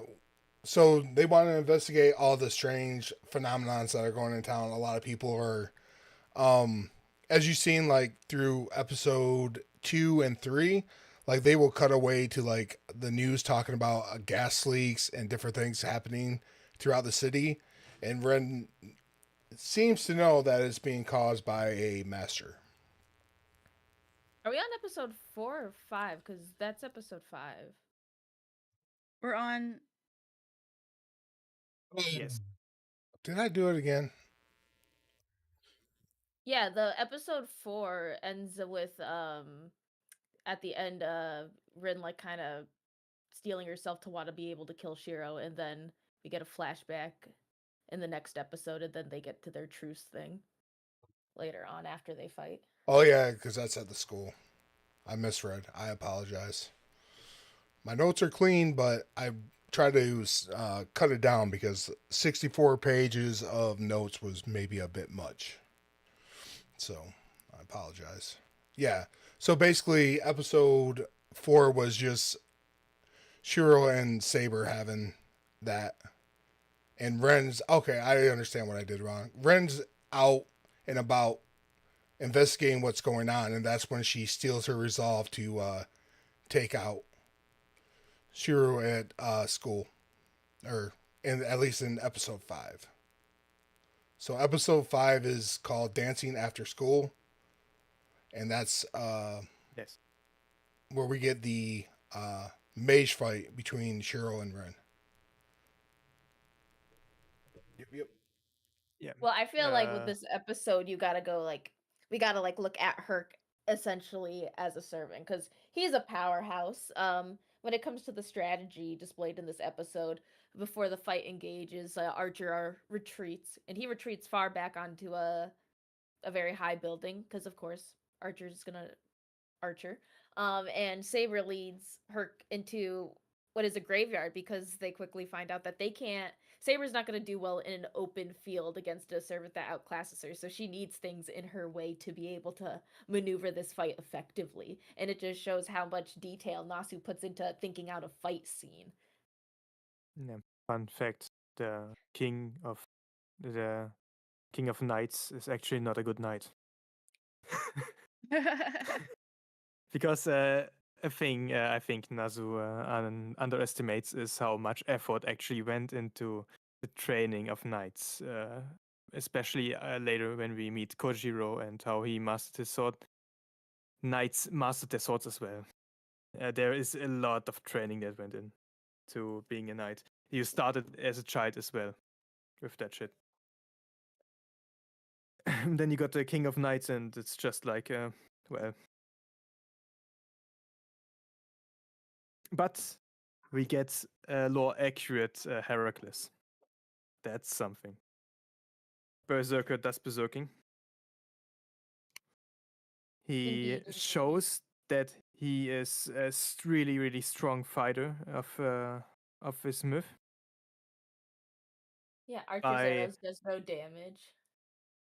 yeah, and he's able to keep up with Saber with his different fighting styles because he, as all Greek heroes in Fate, is of course not just good with one weapon, but with hand-to-hand combat with his weapon and with different weapons actually. But we only get this. What was it called? Something claw. Crow's claw. Crow's claw is the weapon called. But we only see him with the crow's claw, which is just a random weapon he got built from the Einspurns. Yeah. You also And it shows him really nimble. Say that again. Sorry. Yeah. It shows also that he's really nimble. When Saber puts his bro, I just said the name, the crow's claw into the ground, he just decides to kick her. Oh yeah, and he does his like he falls. I don't know. He like does like almost a full back bend, and then he comes back up. Yeah, he is really nimble despite his size. Also, if you look into the magecraft, when you go to like the Illya and Rin part, I always find interesting because it's the idea. Though Fate does go more into like the servants on the side. Nasu does not throw away the fundamentals of what he made of his magic system and the idea of a mage using hair and hair as something they could use as a spell, which Illya does with turning her hair into birds, which then can be turned into swords and like have different modes. Yeah. Elias is just at that point just copycatting Emiya. What else do I have? Copycatting is also a big theme of the show. And then you Well, also get her sometimes you gotta- reviving. Yeah. Yeah. The regen. Yeah. I Yep. can't. Do they fully introduce like what his? They don't say what it is, but they make it Not in the beginning. evident that he has more lives than one. Oh yeah, right. Berserker. Yep. Mhm.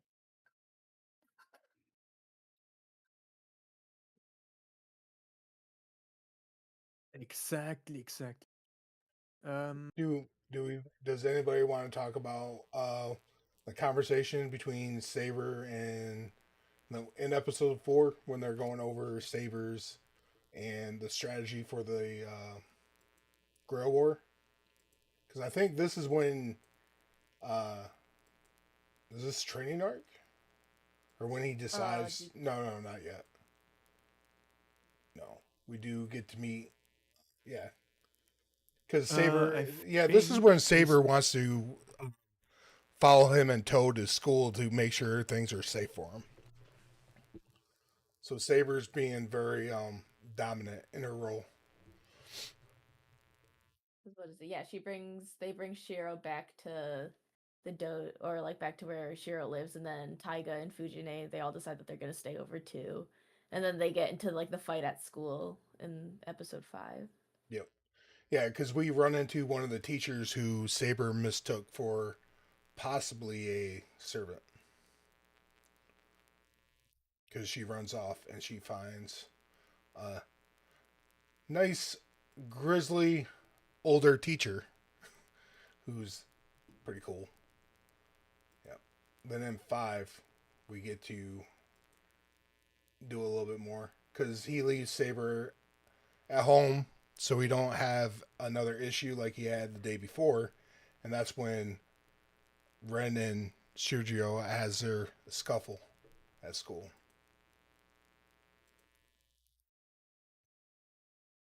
Yeah. They went. The thing is, Rin tries every time to say Shiro, no, we are enemies, and then they do have a bit of a fight, She tried so and then hard. they go back. Mhm. Yeah, then they go, then they go back to being friends again.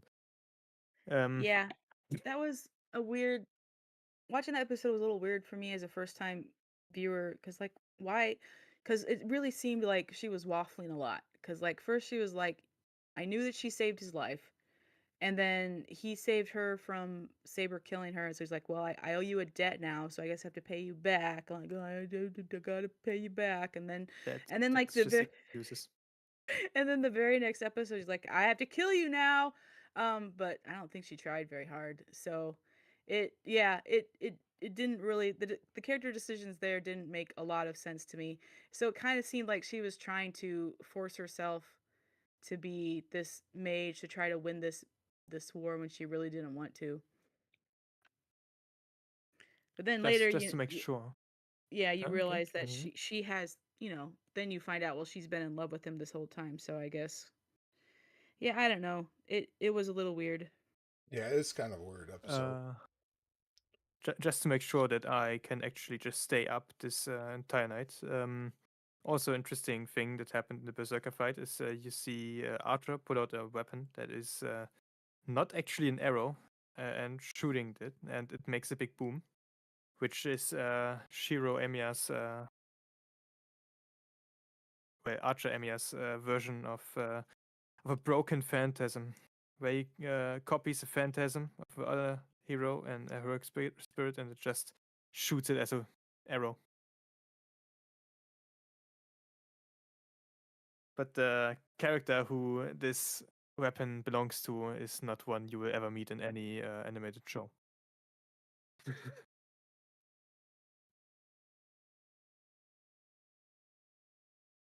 So,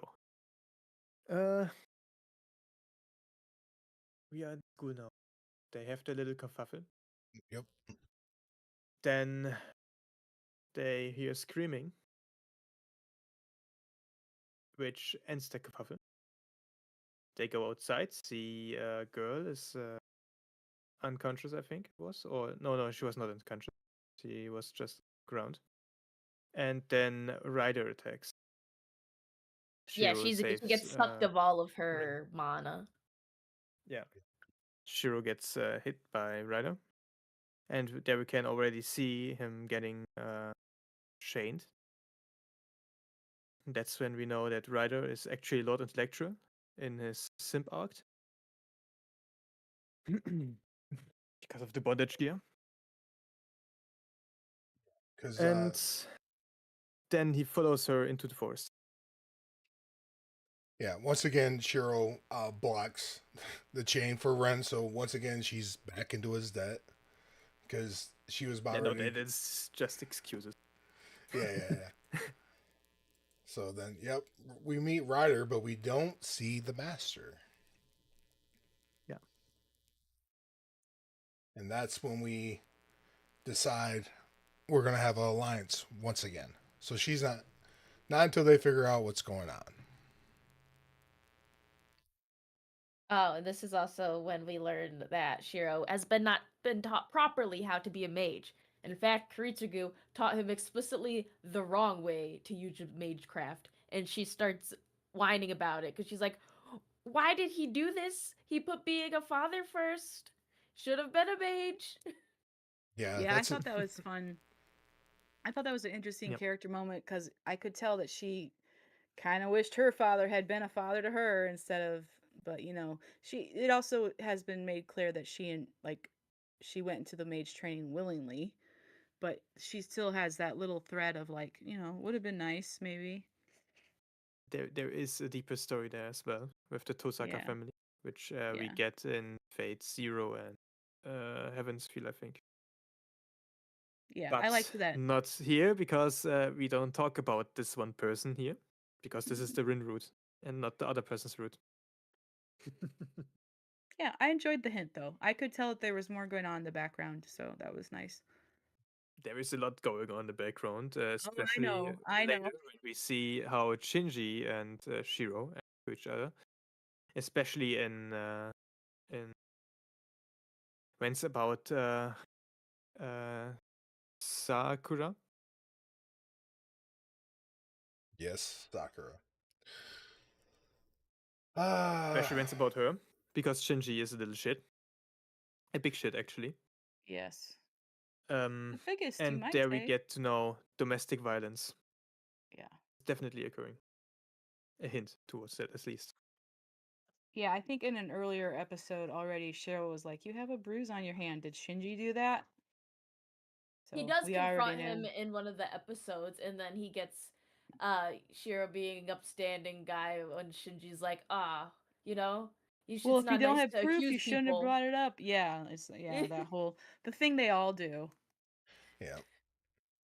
Like, don't And, question me. He cleans the dojo, and which is why he ends up dying. Right. if you want to know what happens to Sakura in her household, you have to watch the Heaven's Feel movie. I'm sorry. Yeah. Because they are the Sakura root. Trying to see. So Episode yeah, 6. we get the school drama. We get the rider appearing for the first time, and now we get to episode 6. Yep. Oh, And what about when you guys saw Ryder? What did you guys think of what heroic spirit she might be in when you got to the Oh episode? gosh, I had no clue. I don't have a clue who she might have been. Isn't it obvious? No, it's not obvious. I didn't even know what really what she was in, especially in Unlimited Blade Works, because she gets like 5 minutes of screen time, then she Yeah, dies. she's barely there. Yeah. But like a woman then- with like a robe and a mask, and I don't know. Yeah. Well, what does the a mask actually block, right? It's only the eyes. It's an eye mask. Right. Just a And, blindfold. Yeah, that's what I meant to say. It was a blindfold. That's it. Do we even find out in Unlimited Blade Works who she is? I don't think so. I don't remember. Yeah. You learn that in the other route. I, Have fun with that. Heaven's Feel, for example. You find it out in Heaven's Feel, because there she doesn't die in 5 minutes screen time. So once again, I'll go back to story a bit undercooked. Well, it's just like I we're think getting that's just like pieces. the problem with the roots. Yeah, that's the problem with the roots. You We're just learn getting- about the different Yeah, things I know. in the visual novel where it comes from, but in the anime it's just like it's missing. Yeah, because just- it is just not in the root. It is not focusing on that. Yeah, and I understand. It's only there's hinting. Yeah, no. There's stuff about it, but if I'm being asked, like, if I know one character who what hero would represent, there's nothing in the anime itself to explain it to me. So that's all I'm saying about that. I mean, a blindfolded writer. I can't even think of any in history, so I don't know. Who is it? She's not the typical writer. Oh, do you want to know? Are both of you okay Sure. with knowing? Since you Sure. brought it up, It's Medusa, and because in one of her myths, I believe she's tied to like the White Pegasus Bellerothon, so that's what she mounts. That's her. She don't even see her the thing she writes in this.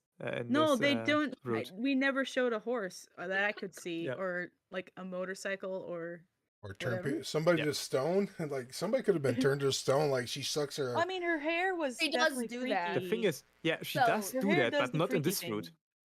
Yeah. There's this interesting thing in the Fate world called Mystic Eyes, and that ends up being what she does. So she has the Mystic Eyes of Petrification, which is why she wears the blindfold, because if you look in her eyes, she will petrify you. Right. Yep. Okay. All right, we're ready to move on. Like again, this is everything surrounding her is not happening here. It's all happening the Sakura route.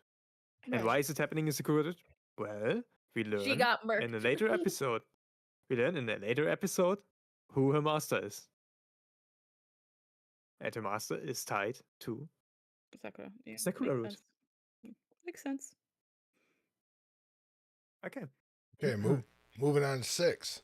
So we start the episode with a little bit of a confrontation between Archer and Shirou, and it's a bit spicy. You get to know a little bit more about what Archer kind of feels and thinks. So I did enjoy that little spat between the two gentlemen. More conversation with Saber and Then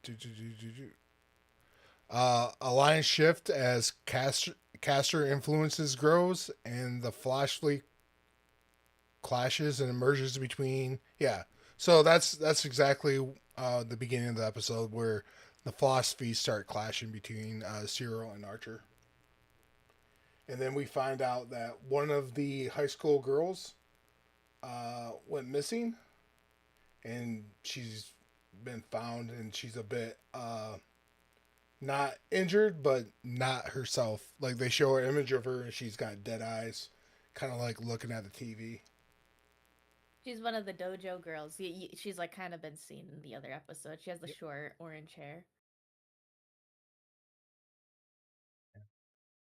They also investigate the school as well. Yeah, exactly. They look for the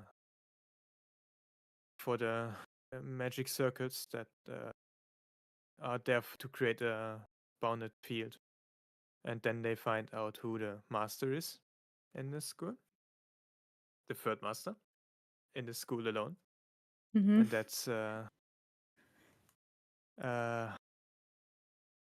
Mr. I am no mage,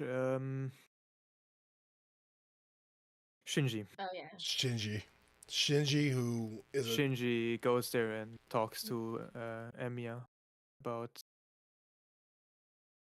the magic circuits that they destroyed. Mm-hmm. That's the there's a bit of a confrontation between those two. And then he gets kidnapped. Leave this guy. Get the nicest battle I've ever seen, because this one shows the strength of Archer, or his main strength, which is tactical genius. Yeah. Man got time stopped and was still able to fight against the enemy. Yeah, can we go to the Ryudo Temple scene? I love the Ryudo Temple fight. Yeah, I mean, yes, now we get interesting. Yeah. Shirou gets kidnapped by getting stringed up by Caster. And once again, some bondage stuff's going on. Probably Amber is the caster. And we get there, and he gets into the castle. Wait, castle? Temple. Temple. It's a temple, yeah. Yeah, and there we get caster's introduction, not with name yet. The name comes like right at the end. But here she has him tied up. She wants his command spells. Was there?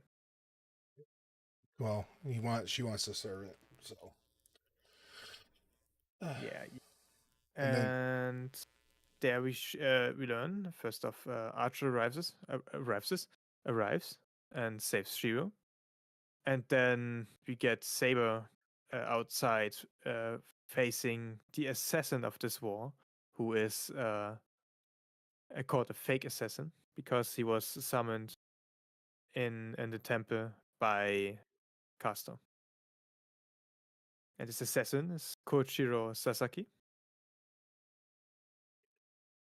And he shows his noble phantasm right there against Saber. His noble phantasm, the swallow reverser, where he attacks from 3 different points at the same time to catch swallows. Yep, that's bleeding into episode 7. Reward for a fight to the death, when we start seeing the assassin and because Saber ends up finding out that she can't get into the temple any other way except for going up the staircase, and that's when she runs into the assassin, and then we get the explanation of why it's like it's built like that. So I guess if anybody wants to talk about the action sequences between these, because this I think 7 is mostly just action. This is definitely a action heavy episode. Yeah. Once again, a thing Fate does really well is the fights between the servants most of the time. The fights between caster and servants are I only like one of those. That's right at the end for Shirou. But yeah, there we get epic servant fights with caster versus archer and assassin versus Saber, where Saber says herself that she is better in every stat besides actual combat skill than assassin, and which is kind of hilarious, considering she's the king of knights Well, and she's on the and a Saber. So her goddamn class is called after sword, and she's worse in sword fighting than assassin, whose class is assassination. she is on the But back well, foot. heroic spirit. He is just a Saber, actually, a Saber disguise. It definitely made the whole episode more interesting, though, that Saber couldn't get in because she would have basically ended it. So the rest of them had to deal with things without her. But once again, Archer does not lack. Archer could have killed Caster there, right then and there. Though, while they are sassy, while Archer was like, saving Shirou. This episode was pretty close to the visual novel, but there was one line in the visual novel that made Shirou seem a little bit more sympathetic, of him like thinking in his brain he didn't want to be a burden on Archer, and he probably could have gotten away by now. Mm-hmm. So he does maybe like him a little bit, but I also think Shirou's a little bit of a pushover. He wants to be the one saving. He does not want to be saved. Yeah. Yeah, also, I think this is the episode where we see that Shirou does admire the fighting style of Archer. Because the Archer class is truly made out of archers, so we see him sword fighting all the time. And he has a unique style of sword fighting with two short swords. Kensho and Bakuya are the swords called. We never learned that anywhere. but one thing they show and do not tell in this fight scene is the swords do not come back because they are magically enhanced to come back. They come back because they are attracted to each other. These swords are like magnets to each other. Bakuya and Kensho, they are based on the yin and yang, so they attract each other. They always want to come back to each other. And so one of his fighting styles is throwing them and then creating them again with his projection, and then they come back to him from behind the enemy. This is what he uses to actually hit the caster when she was time stopping him. More you know. Yep. Anybody want to touch on anything else? I don't think so. Okay, and we'll move on to episode 8, A Winter's Days, where the heart is. A magical trap is activated at school, and Shirou and Ren and Saber work together to kind of figure out what was going on, because they knew that something was going on, and they thought they've weakened it enough where they put a delay on whatever the master was going to do, and nope, they ended up activating the magic circles, and that's when we start seeing all the students get vampirically drained of life essence, or is it mana? Their mana. Okay. Something like that. Their magical energy Yep. through the life essence, because if you drain it too much, you can just kill them. Right, the Bounded Fear gets activated by Ryder, as we learn. And then Shirou summons Saber to help with them, to help with That's the fighting episode there. 9. Episode 9 is when he Already? summons Saber. Actually, No, he does. God damn. No, he does actually appostate. He does use a command because him and Ren are uh, caught in the hallways with those skeleton like Yeah, summons, wait. and then he does If I read this, instant if I read this teleport. correct, we see the morning training with Saber first. We Yep. get uh yeah, where we see that Emiya is way more comfortable with the fighting Stealth Archer. Um, then they Lunch get time. to school where we get Rin and being waiting for him and for lunch. Then the bonus field gets activated. Right around the 13-minute S- mark is when they summon Saber because they get trapped by those demons. Now, is that Ryder's ability? Is she can summon, or was that more of That is just casters? like these little summons can be used by multiple different servants. Okay. They're Yeah. not that, but I think Cast is mainly using these. What, the Dragon Standard Tooth generally Warriors are casters Yeah. things? Yeah. Yeah. So In another show, Assassin actually summons these as well, but that Assassin is actually a caster. Don't worry about it. Yeah, they summon Saber, and then they go for the hunt for the one that created the bounded field, which gets killed,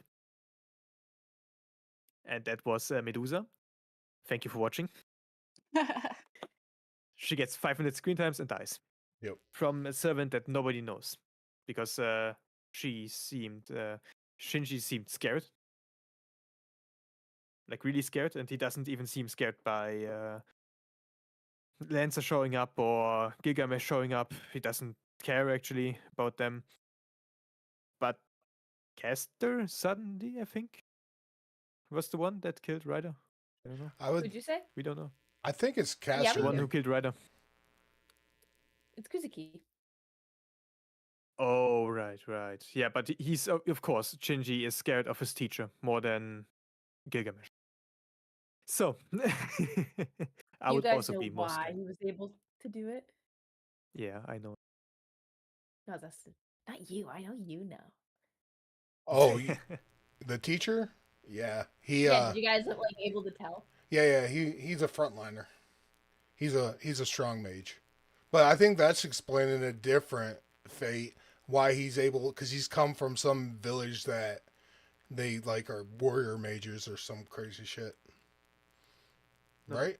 Yeah, he's True. basically of old. He kind of like is mystery. So there's this like village out in the woods that's not really touched by human in society because the whole thing with Fate Magecraft, which is I'm not sure how deeply they go into it, is like this Magecraft loses its strength when it loses mystery. So because like society has advanced and whatever, and like the Age of Gods has ended, it's less strong. And since he lives out there in the woods away from society or lived there, he's kind of like stronger because he's more in touch with mystery. Right. Also, there is caster boosting. Yes, also Casta. Yeah. Which is funny if we look at how he dies and how he actually fights some another servant later on, Yeah. because that shows it as well. Yeah, right. Episode 8, I think that was it. Yeah, the bounded field gets relieved. Yep. Archer Yeah. gets scolded by Rin. Yep. And yeah, they see that Caster's in there. At least Saber sees that as she fights Caster for like 2 seconds. And then this one is done. Yep. And Everything's fine. Everyone still lives. everybody wave goodbye Besides Ryder. to Sakura because you'll never see her again in the story, and I'm sad. So, episode 9, the distance between them. So, they start out with the school clearing up, and the cover story, and that's when uh, Archer and Saber have a little uh, tiff out in the forest, and then it moves back to the house, and you see a little conversation with Saber. We see a little bit from the church, and we go to the church because somebody's trying to save their tail so he don't die because he just lost his servant. And the overseer asks if this wonderful human being that is the best of humanity, if he still wants to be a part of, huh? If he still wants to be, yeah, Shinji. If he still wants to be part of the Grail War, because there's still one servant that doesn't have a master. And Yeah. So that's how Shinji gets the strongest servant in battle. yeah, well, and then A man that is blonde and with red eyes. right, Ren still thinks there's a master in the school, and she thinks it's somebody that's staying in the local Ryudo temple because that's where Castor kidnapped. That's where the last battle was. So she thought it was somebody with connections, and Shirou has a connection with the son that lives at the temple. He's the student council president, and he has to find out if he's a master. And that scene's kind of funny, where he strips him down in the student council office. Mm-hmm. Yeah. And yeah, after that, after the strip down, Shiro confirms that he's not the master, as he's going to see Sakura. And lo and behold, he doesn't go see Sakura, but he does see a blonde man that Ren does take notice of, and they hide from. And that's pretty much episode 9. Anybody got more to add on that one? Okay, we'll go to episode 10. Yeah. The fifth. I don't know. Were you going to jump in? Because I don't know if there's a delay. No. Episode 10 starts out. Back at school? I don't know. You get the dream Rin has of Emiya's past. That's the opening scene. Yeah.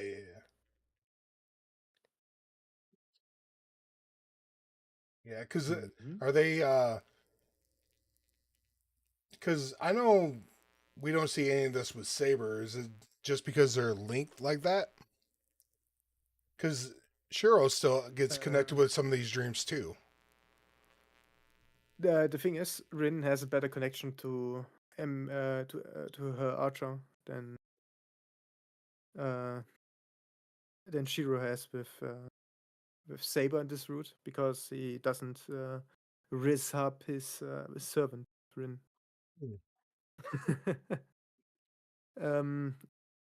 Because fun fact, the closer you are to your servant, the more you see about their past life.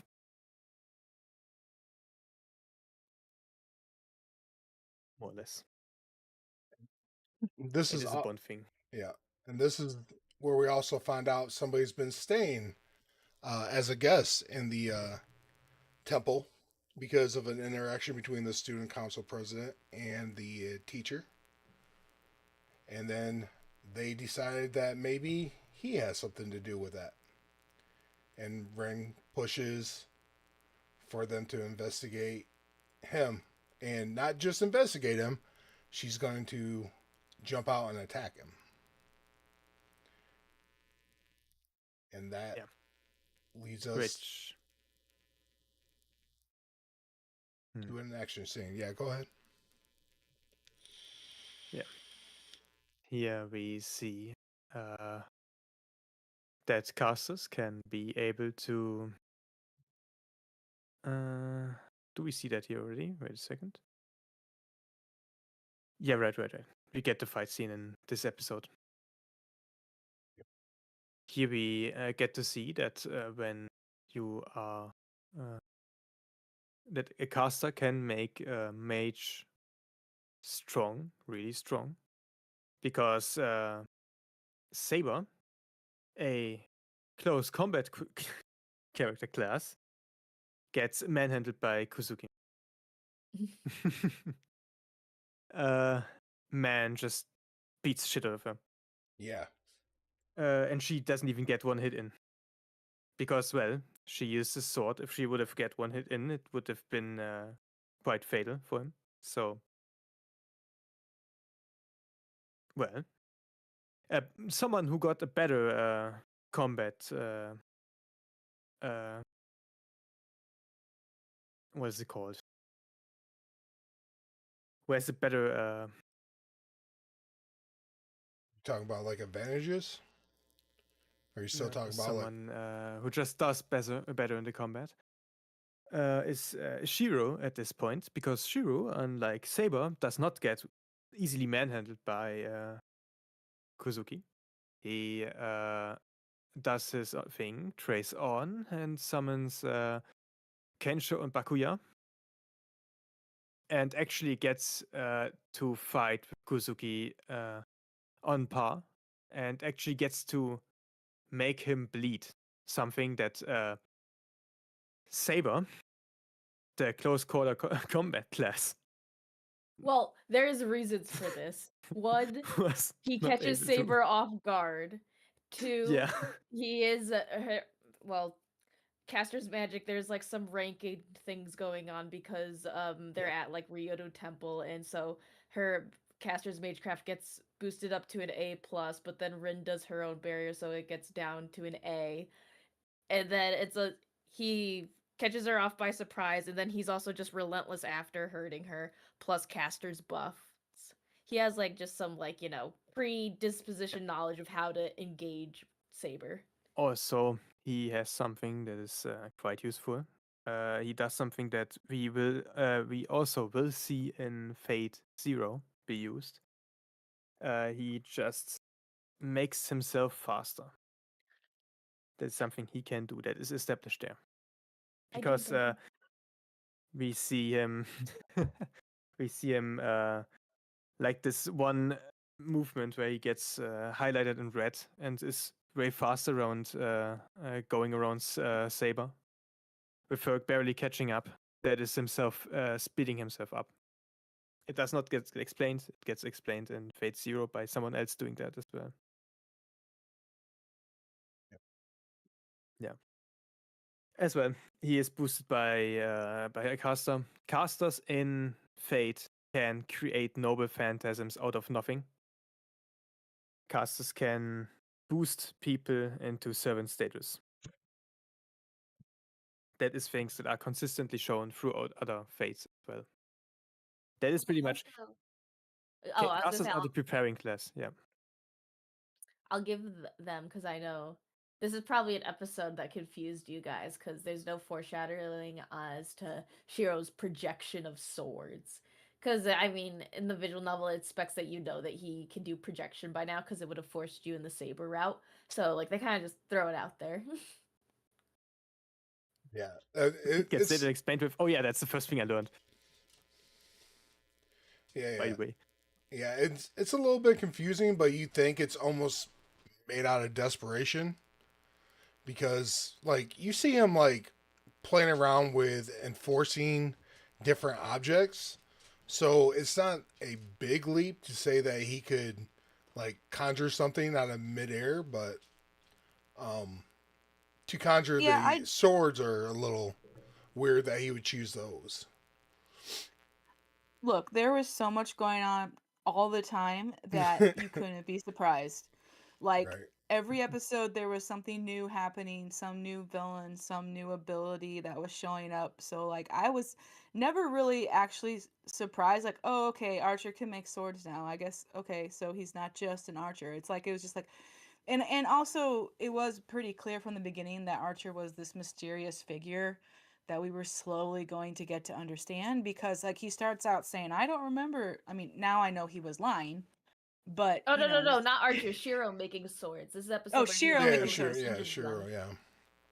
Oh no, well, we did see him doing like okay, we didn't see him doing the projection, but we did see him doing a lot of stuff with physical materials. So Yeah. Because no, it's I just a was cool scene though. It's him. He's like, I need strong, powerful weapons like he has. Yeah. well, yeah, and also it had been clear to me that he was really looking at Archer and trying to learn from him. So I guess it didn't surprise me in that sense because I knew that he wanted to do what that guy was doing. So It's yeah. also pre-established with the training with Saber, where he uses two swords and Archer's fighting style, which Yeah, fits him way and better. they even talk about it like and how like he says this just feels better to me and she says, "Well, you should do it then." Basically, it's like you should train in a way that feels comfortable for you. So, yeah, and then and I think it is remarked on that Shiro has been thinking about Archer's fighting style and thinking, "I think that's what I want to do." So, Yeah. yeah, They it do wasn't foreshadow a it. Yeah. complete shock.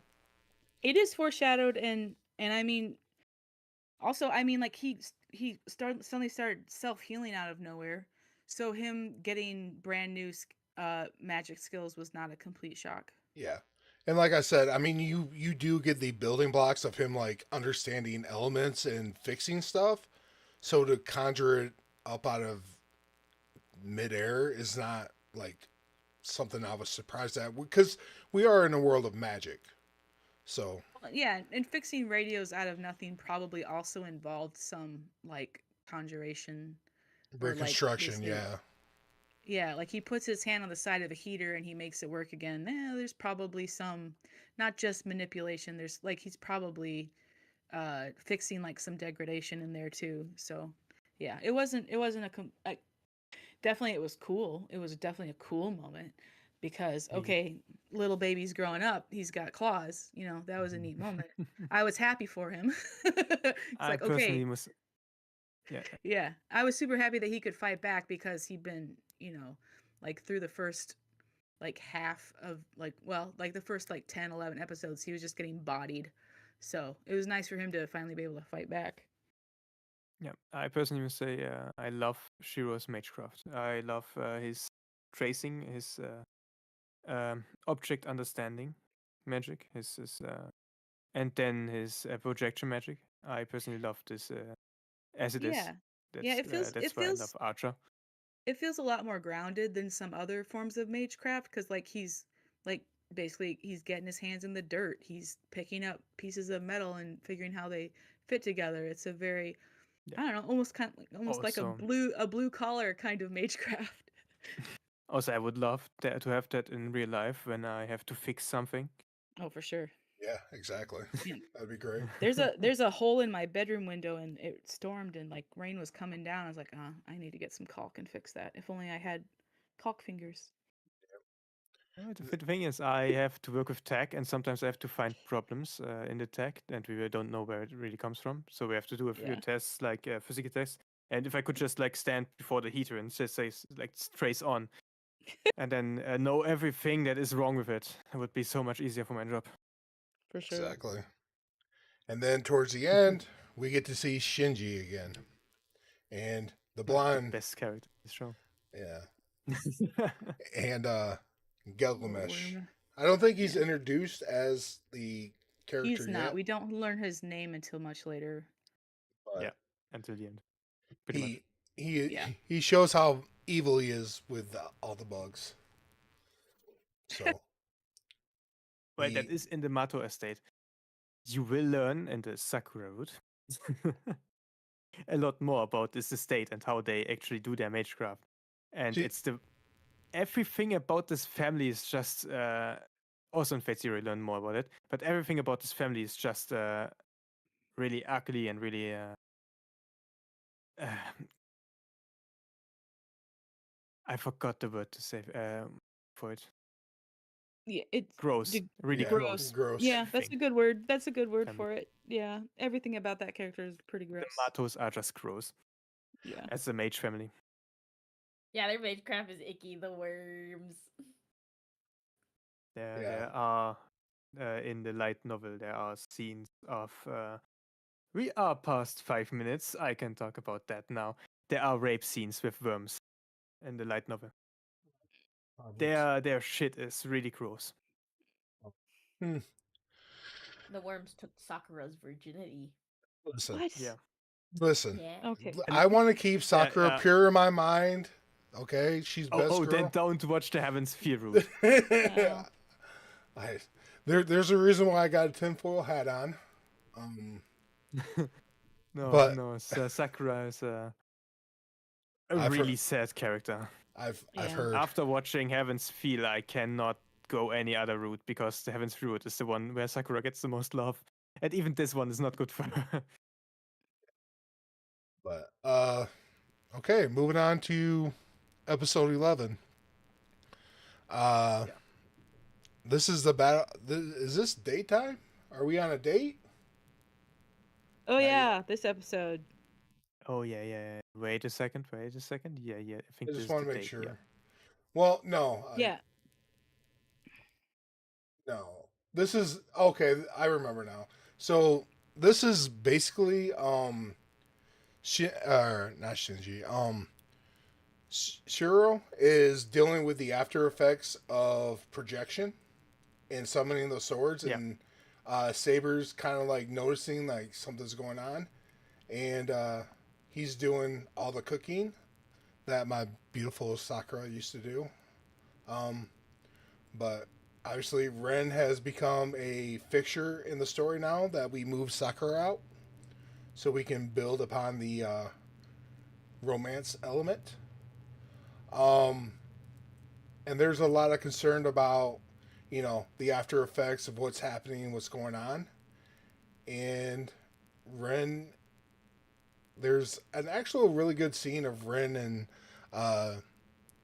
Shiro having a conversation out in the courtyard, and she talks about, how everything in her house is closed off and there's walls, and you come to this dojo in this place that Mage is in, and it's so open. It feels so like you can breathe in it. And I thought that was a very good dialogue between Ren. Like, she talks about how much freedom she feels around here, and maybe why she's around here more. So I thought that was some pretty good character building, and kind of bringing them together. I think that's done well. And then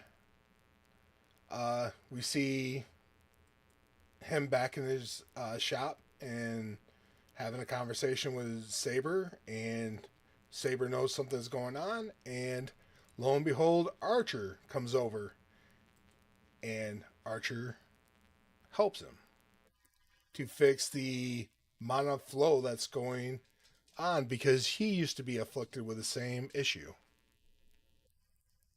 Yeah. Just worse. And As then he also couldn't even Shiro use his doubles arm. down. Yeah. Yep. So, like I said, I think the highlight of this was I think the scene where they're having conversations about mages. Excuse me. Hmm. Yeah, I think there's Yeah. good character work done with Ren in this one. I think I like her more. I think this is one of her strongest scenes. I do like the character building they do in this episode. This is also the best route for Emiya in terms of how he creates his weapons and how he activates his magical circle. Because at this route he doesn't turn into a sword. Yes. Also, this builds up for episode 12. Episode 12, the climax of the season. So, Finally, we get the climax of the first season. It is already Sunday for me. right. So this is now we're in daytime.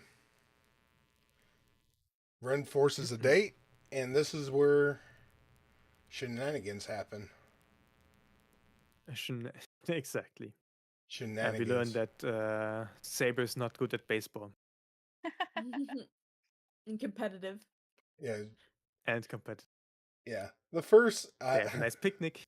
yeah. There's a nice picnic, and then there's a lot of, like I said, you thought it was going to be a nice, easy kind of more world building. Yeah, get about Slice of life. 14 minutes in, and then on the way home, lo and behold, Castor comes around. Yeah, they drive and then they're on a bounded field, and then it rains, and then it rains so much that everything's water. Yep. And then Caster shows up and says, well, fuck you. My Dragon 2 warriors I summon are made out of water, so I can summon as long as I have water, and everything is underwater. So, Shirou, give up everything you have. I have Tiger. Yep. She kidnapped Tiger right before this. This is also in the episode. As Tiger visits the grave of Kiritsugu. So that leaves a decision for Shiro. Does he save somebody, or does he have to give up Saber? Yeah. And His answer's always the same. He wants to save everyone.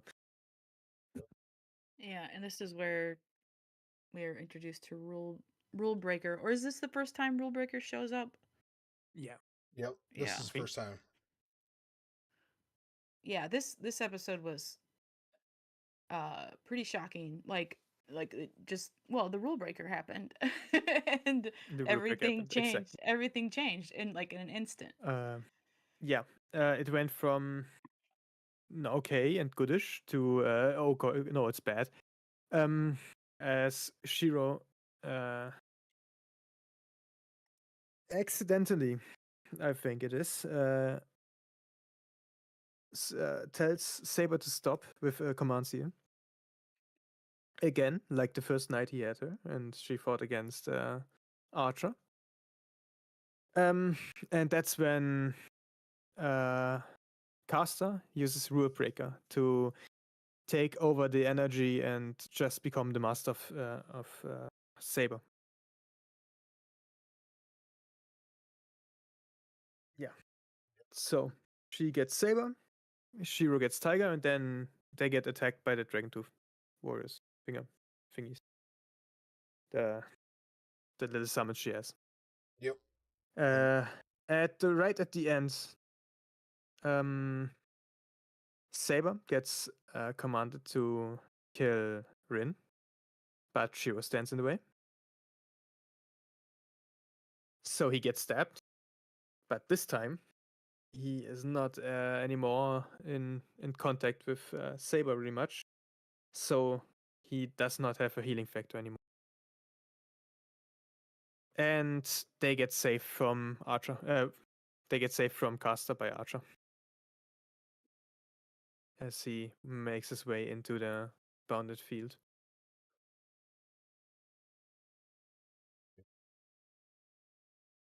And then they regroup at the Tosaka estate.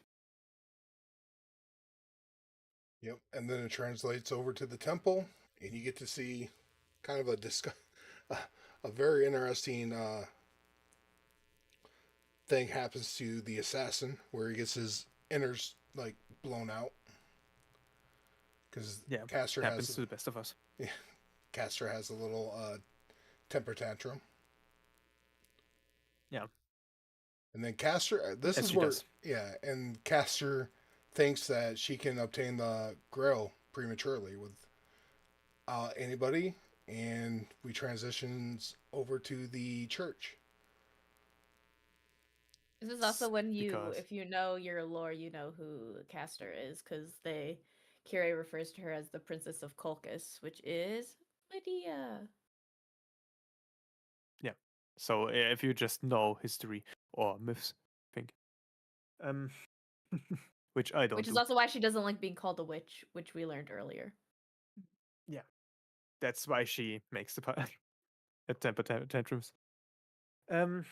Yeah. She visits Kire in Kire in the church and tells him, "Fuck you, I'm a master now." Yep. And he says, "Lancer, I will do this on my own." So Lancer just sits around while he fights in the church. We don't see the conclusion of the fight. We just see. I don't think we see actually a lot after this. I think this is pretty much where the episode ends, right? Yeah, we don't see what happens to the priest. We just get a little bit of Ren and Shinji at the end of this episode. Yeah. And that's actually where the So, first season ends. this is the climax of the season. Yep. Shirou loses Saber and gets hurt. Then Kirei gets attacked in the church, and he talks to Lancer, which means probably is the master. Like the way they talk to each other. Yeah. Then the season ends. The next season starts with planning Oh, of Rin. the second season, probably the most seen visual from Fate opens up the series, and that's Saber, in a very unique position, in a Yeah, I very didn't like nice that.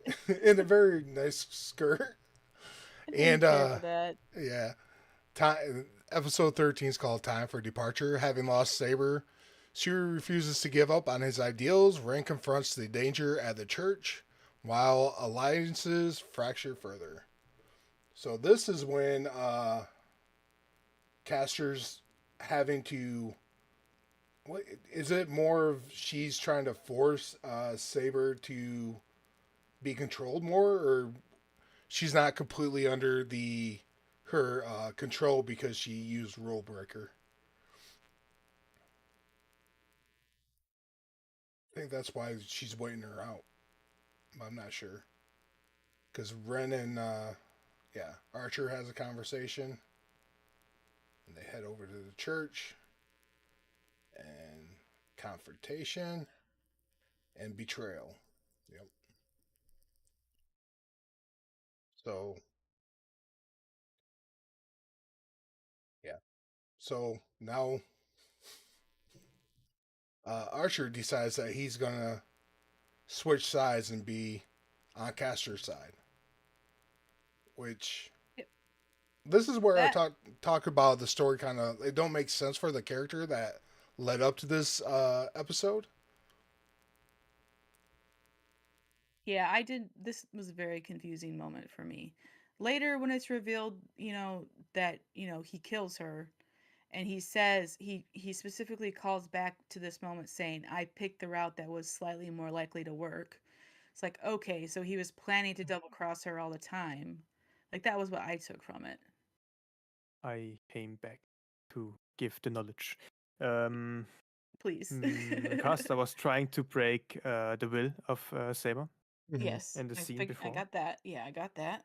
Yeah, and then to make a submit, Yep. then of course Archer goes over because one Archer versus Caster and Kiritsugu. Kiritsugu? No. And the teacher man. Mm-hmm. And a Saber that would also have to attack with the commands here is just not a viable strategy for him. Emiya follows them into the church, jumps into action, once Archer goes over to the other side, and then they get kicked out. Rin and Shirou. Yeah, I just to the character that Archer was, or like leading up to it, it didn't make kind of didn't make sense to me. Like, because it seems like his relationship with her was good enough, but then like I thought maybe they had a plan, but then the more I was waiting for like something to drop, it was just like nope. Archer said, "I'm just my odds are better." Yeah, this gets explained later because Archer has a little nice ability that he uses once he is under her, which leads to the victory against her. But here and right now, for people that are not in the know, which is the audience, this looks like a betrayal, like a straight up. Yeah, that's what I Which, thought. Yeah, it feels like he broke character. Is all I'm saying. That's what it kind of felt to me when I watched it. Yeah, but that's the beauty of good writing.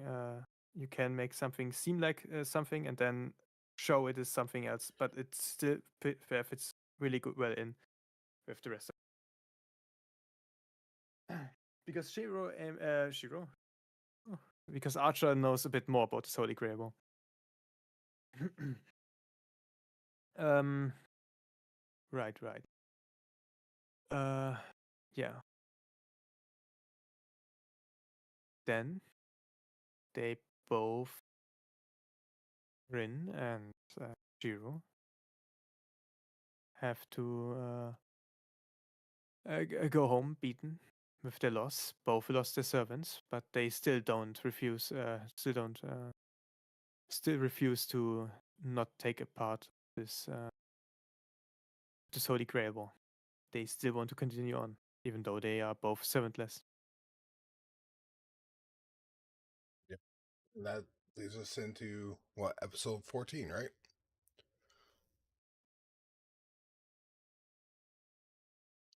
And episode 14, yeah. Yeah. So episode 14 was basically the focus shifts over to they have a little meeting, and then it's basically a lot of backstory for Caster and her motivations, and it's interesting to see that masters can, or servants, even like the way servants have more free will than you're kind of led to believe, because she didn't like her previous master, but she wasn't, you know, like she didn't go back to the void. She was able to obtain a new master.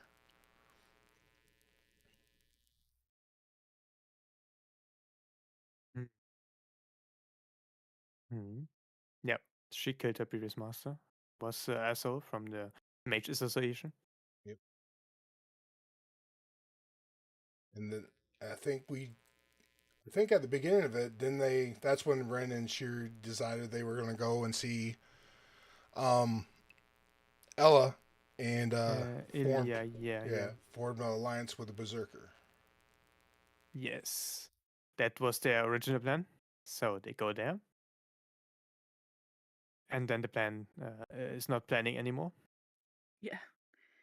Complete failure. Yep. As it turns out, they are not the only ones that want to go to Illya as the new servant of Shinji, and Shinji himself also visit them. Mm-hmm. And then Right. then it gets This real is dark. also what is it? We get introduced in episode 14 that Illya contains the lesser grail in her heart.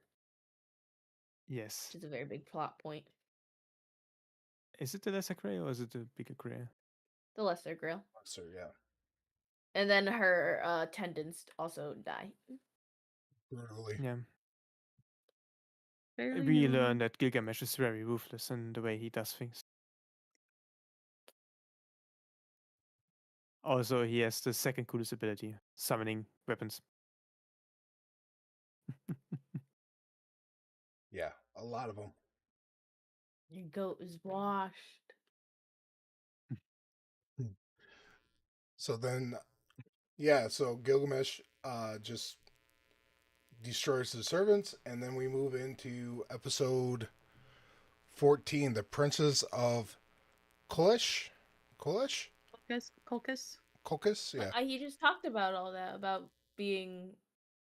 I thought that's the whole where Caster kills her master episode. Oh, yeah, Yeah, yeah, that's what we yeah, just yeah. did. I'm sorry. That's The now. myth, or Clash of Myths. So that's when we have a battle scene between Gilgamesh and Berserker. And probably one of the harshest, like, undeserved uh, deaths probably in the series. Like, even the servants, I think, got off less than Ellie did. Uh-huh. What do you guys? How did you guys feel about this battle sequence between Gilgamesh and Berserker? Does it actually start there? Mm-hmm.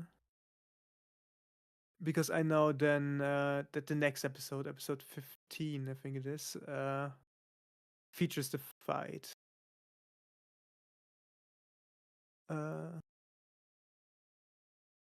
Yeah, I think that's where we're on, right? Yeah, that's what we're on. Episode Yeah, 14 we're on. was the Medea episode. Yeah. Yeah, 15, 15 is now we get Illya a flashback. And the fight between Berserker and Gilgamesh. Yeah. Which is no fight at all, actually. It's a slaughter. It is. Yeah. And that's because turns out yeah. Go ahead. Gilgamesh has the chains of heaven, which is a strong chain that he uses to immobilize Berserker. And as Berserker, it has divinity in him. The chains get stronger the more divine you are, which means it would be the strongest if you are just a divine servant itself, like a goddess or something like that. And as Heracles is at least half divine, it works really well on him. He cannot break free. He just is stuck there, and then Gilgamesh just shoots on him with proto phantasms. And this is where you get Ellie's backstory, how tragic it was, and all the stuff she went through. So Gilgamesh is very kind when it comes to dispatching her from the Grail Wars.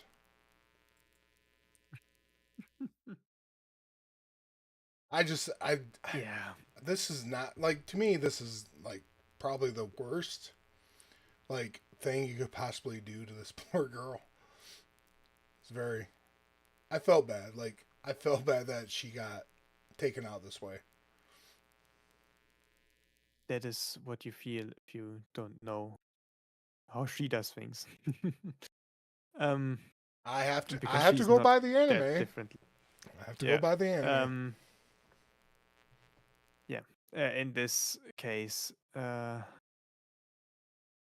Gilgamesh is quite cruel with his way of doing things. First, he takes her eyesight by slashing across her eyes with a sword, which makes her stumble about and try to find Berserker, who is at this point already dead. Well, and then he does he behead her? no. He gives her a good old stab in the Stabs chest. her. Yeah. So, and then he takes her heart, the Lesser Grail, and decides to leave. Then Berserker does one last act of being Berserker, but he does not get even to Gilgamesh. Like, he surprised him a bit, but well, he was way beyond his limit already. So this is the second servant that dies. Yep. I And think. the first master to die. And first master.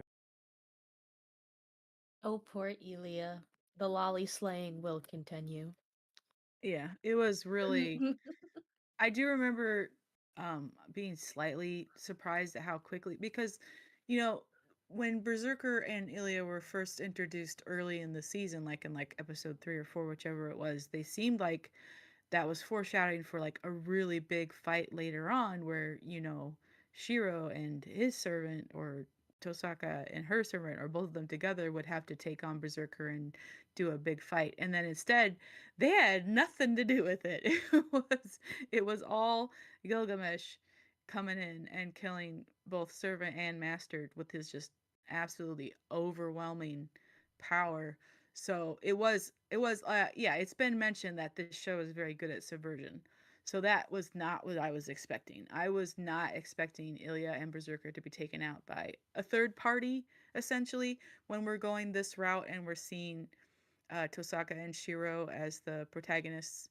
So it was definitely brutal, very gory, very gross. Like, it was hard to watch.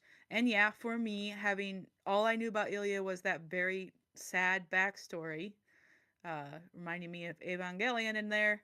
And then just watching her die, it was definitely a rough episode. Very dark. Yeah, it was very dark. So, But it gave me hope. um, It gave me hope that the At- worst person in the series was going to get it worse. at this point, I want to appreciate the way Fate does the storytelling and how characters land where they are. It always makes sense with their actions and what they plan to do.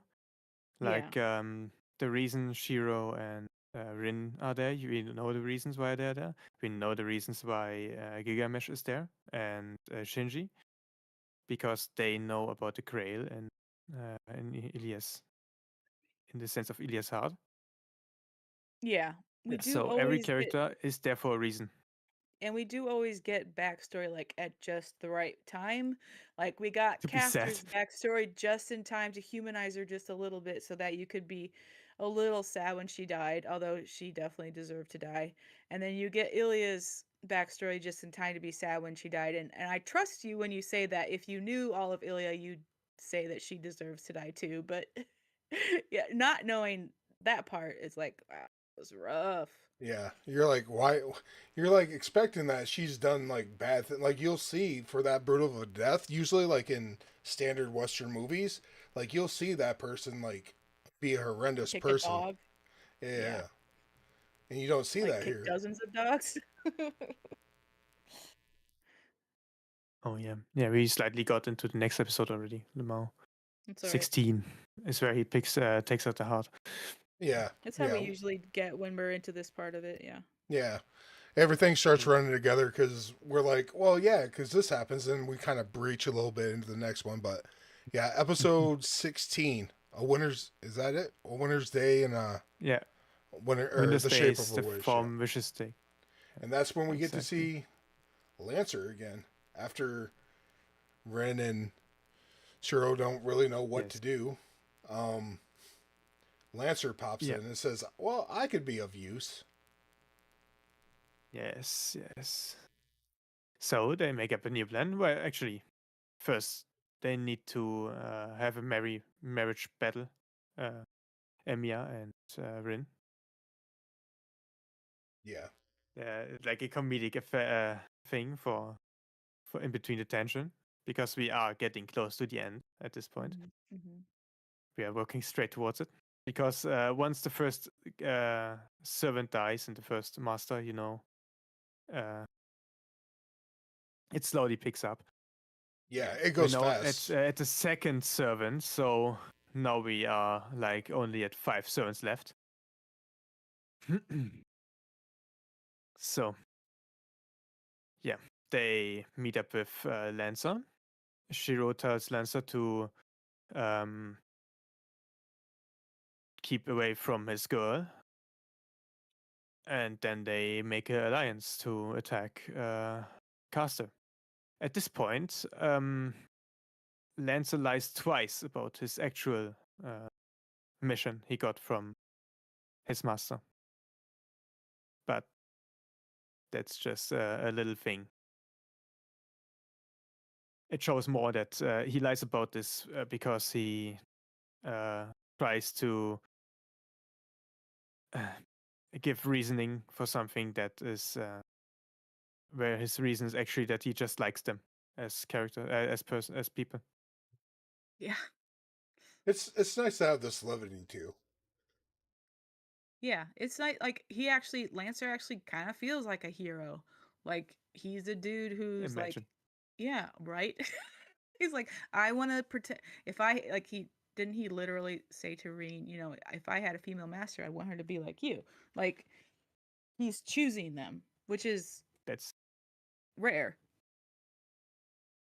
yes. So we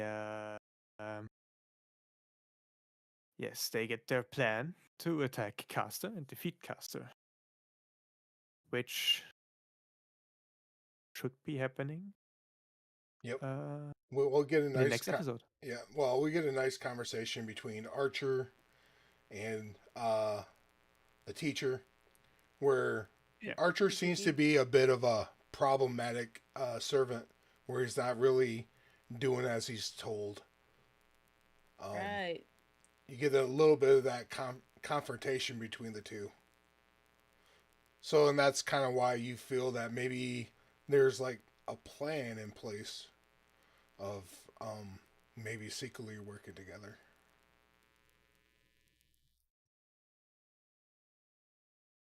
So, right. Yep. And then it's 17. More. Yep. So 17, the wailing of the blood. Yeah, that's what it is. So yeah. Well, go ahead, Wolf. I mean, this is we have what Archer and Lancer battling it outside. Yes, we get the big battle, Lancer versus Archer, in which they get surveillance by Caster. That's why Archer pretends to be loyal to her. And then at the end of the battle, when Emiya and Rin are already fighting it out inside of the church, he just tells Lancer that his entire plan was to exhaust Caster's mana by fighting with Lancer. Which, fun fact, his shield, Raw Ayas, that is completely mana based. He just uses the Optimana from Caster with this shield for the entire duration of the anti-army version of the Noble Phantasm from Lancer. His throne bulk. And then we get a little bit of the backstory of the teacher. It talks about him in the village and why he's able to be a frontline mage as well. Just I kind of skipped over that. Yeah. Well, who cares? They're dying in this episode. So, as it is often that way. Okay, baby. Yeah, the fighting. Puppy. We get. I think the actually ends with a cliffhanger of blood on the ground, and not actually seeing the end of the battle, but we see that Shirou has got at the end of his power with this projections.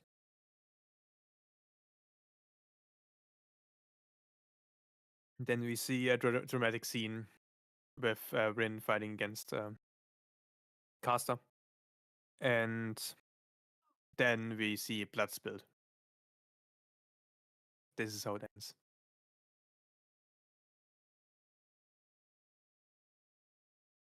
Yeah, you get the Medusa hugging her master, you know.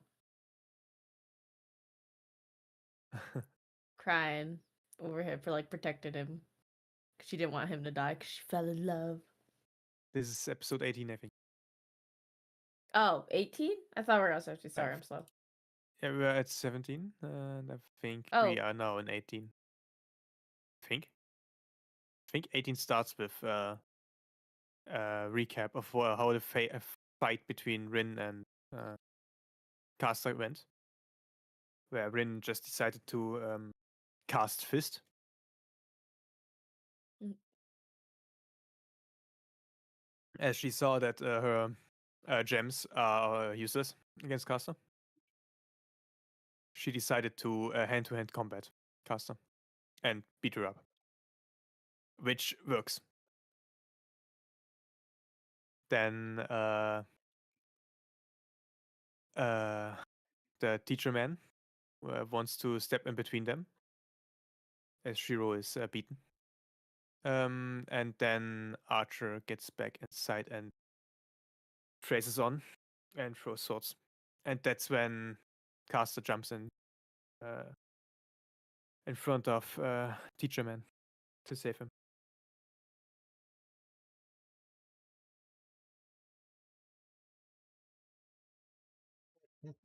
Sorry about that, guys. So, Teacher Man. Kuzuki is After, his name. I'm blanking. yeah, Kuzuki, after seeing Medea die, decides to fight on. When Archer, who somehow is now not as damaged anymore as before, after being hit by Gabe in the anti-army version, makes easy fighting with him. Because Caster, unlike Saber, knows how to use his weapons. And being a little shit against Saber in this show.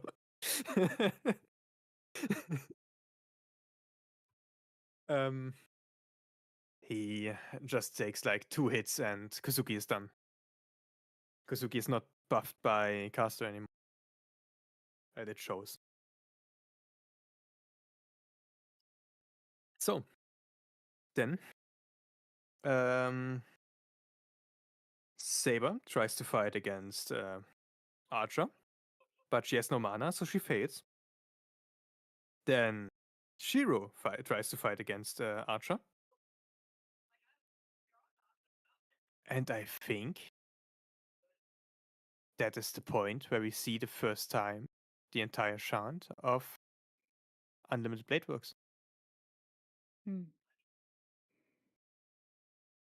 is a very sick chant. Oh yeah, it is. I am the bone of my sword, known to life, not known to death. Yeah. These hands have created many weapons. I know it. It is cool. I have created It is cool. It's a Even- cool these incantation. Yeah, never heard one of them. Yeah, even in the dubbed, it's really done well. Or not dubbed, subbed, because he does speak in English when he does it. Also, Cool. yeah, in every game as well, even in the JP version, always the English chant. He's the only one that chants in English. Interesting. Rin, on the other hand, chants in German. Of course.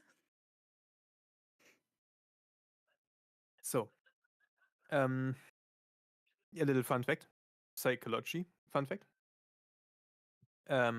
Such little chants, just like this Unlimited Bladeworks chant and the Green Lantern chant, for example, which the Lantern chants in DC, actually help you keep focus and help you build your willpower and everything like that.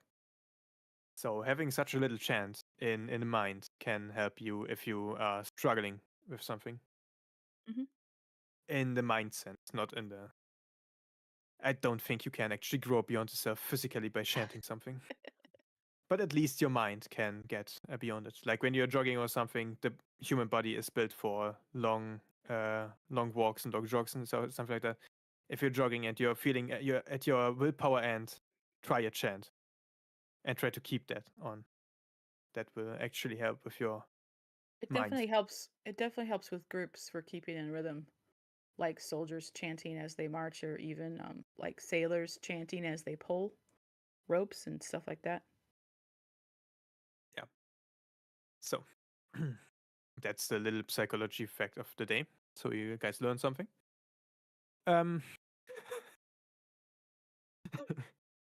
Yes, the unlimited blade works. We get inside it. We see it was teased before, because that's where he pretty much ended up at the end of his life. The interesting also is the picture language in Unlimited Blade Works. Archer's Unlimited Blade Works, you see in the distance cogs rising and a very cloudy sky, and it's all more sepia tones. Because he feels like a cog in the machine.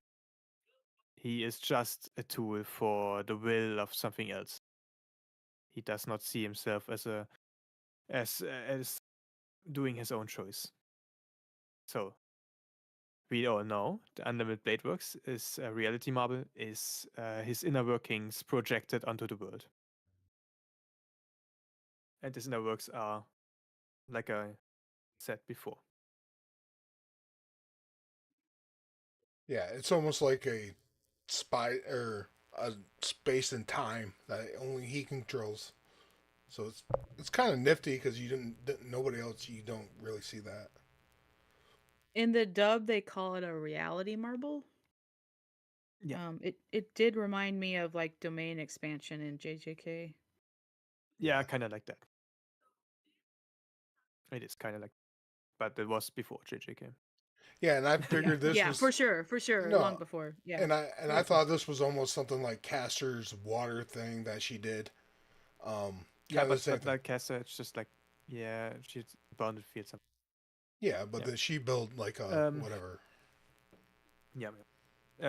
For the reality marble for Archer's thing was really is really just his inner workings projected onto the world. That is Noble Fan. With that, he also shows like how he thinks that, which, like I said, the cogs in the background, dark sky, because once Emiya takes over the Unlimited Blade Works, it looks a bit different. Oh, you're But we will saying get there. clocks. I see. yeah. The That's cogs in fun. the background. He feels like a cog in a machine, not Is like that oh, a cock? sovereign person. Okay, it sounds like you're Or saying cock. I'm not gonna lie. cog. Hog, With a G. Hog. Yeah. Gogge. No, that is a neat artistic detail. I like that.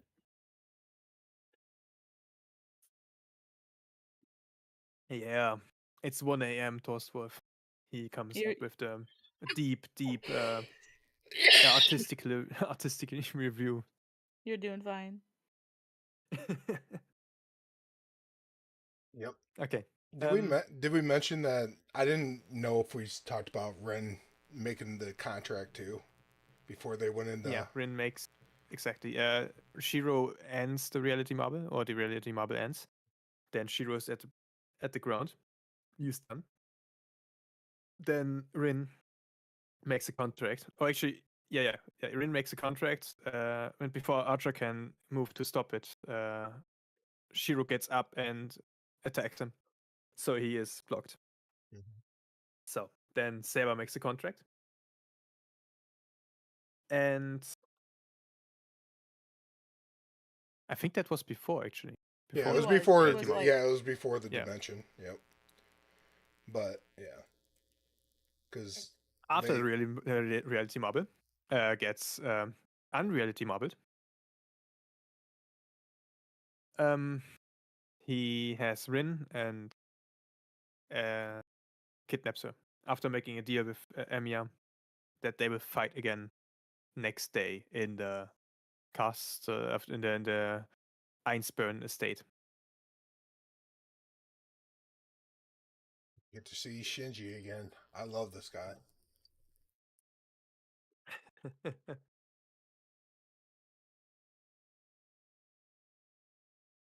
Because Yes. Gilgamesh and with wants that, I to. think, Because yeah. Gilgamesh wants to use Ren as a catalyst for the grill, right? Is that when they talk about it here towards the end? He says that she would make a good like a good catalyst for the Grail because she's threatening to kill Shinji, I'm pretty sure.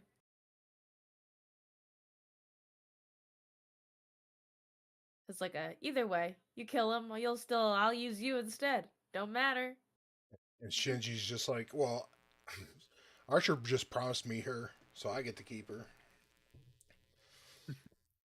Great guy. And then Saber and can't talk. Yeah, make our Lancer comes back to Sable and our protagonist to tell them how they can save Ren. That's going to conclude that episode. Yeah. Now, episode 19 is. Idealism's Edge, my favorite. Yes, it is now about not only fighting in the physical sense, but also in idealistic sense. As now they tell you stuff about and explain what happened earlier in this season, in this show. So we get there. They get to the Einspinner state. Does it start like that? The first part of the episode is Emiya confronting Illya. And then the intro happens. And then it's Okay. him sitting in the Emiya sitting in the Einsberg castle waiting for them to show up. And then they show up. They show up. Yeah, they do. Emiya wants to fight him alone without Saber's help. So it says Saber to be a good dog and stand at the side, which he does. Then they fight a bit in the hall, and talk about, actually before they fight, they talk about the philosophy. Now it gets worded out point by point. They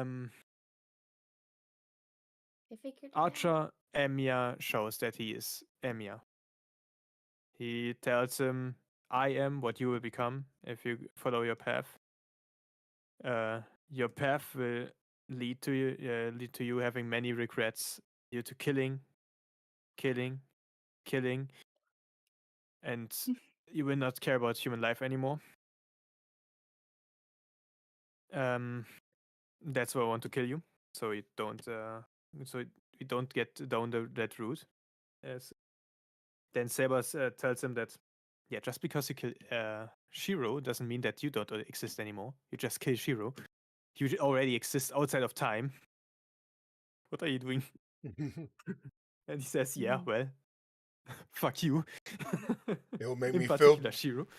And taking my anger out on my idealistic younger self. It'll make me feel better. A few things I liked in this conversation was the parallel. Shirou wants to kill the Emiya in himself that leads to Archer, and Archer wants to kill that Shirou in himself that leads to, or that puts him on this path to become Archer. Like the one wants to kill the bitterness, and the other one wants to kill the idealism. Mm-hmm. So then they then after the long speech from Archer, he throws a knife down, or a short sword, and tells Emiya to go kill yourself. Emiya says, "No, you," and then they fight. Yep. We get a little Lancer, and we finally get to see the Lancer's master. Again. And Shinji backed into a corner with his face slapped, which is good. He needs a little slapping before we get into the. And Go ahead. this episode is the should have been called "Kill Yourself" episode, because once again, someone gets told to kill himself. This time, it's Lancer. Lancer Gashinda. Yeah, Lancer. I don't know why this happens so often, but Lancer gets told to kill himself, so he takes his spear and rams it through his own heart, as he was compelled by a command spell. Mm-hmm. Then he falls down. Then he gets back up again Battle continuation, baby. to kill his master. Then he falls down. And then he gets back up again to beat up Shinji. Yeah, that happens a lot in this show. He's got Of, work like, Then he to do. characters dying and then coming back a moment later, like, "Ha, you thought." Yeah, I thought maybe like that was like Lancer's ability or something, like, because it seems like time reversed itself. No, he actually has the ability to come to fight on further. You also get the because lore he drop in that his yeah. Kotomide killed Rin's dad. Oh yeah. Spoiler, by the way. It's in the episode. Yeah, I was gonna say Yeah. It's But the spoilers the other show.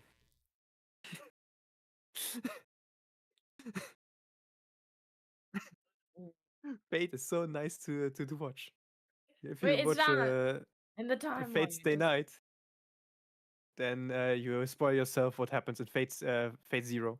If you watch Fate Zero, you will spoil yourself on a few things on Fate's Day Night. So, yes, exactly. Kotomine shows his true face. He is a psychopath that does not even know what he lives for, actually. And in this route, he stays that way. There is no further character expansion in this route, so he dies like he lived, getting pierced by a spear.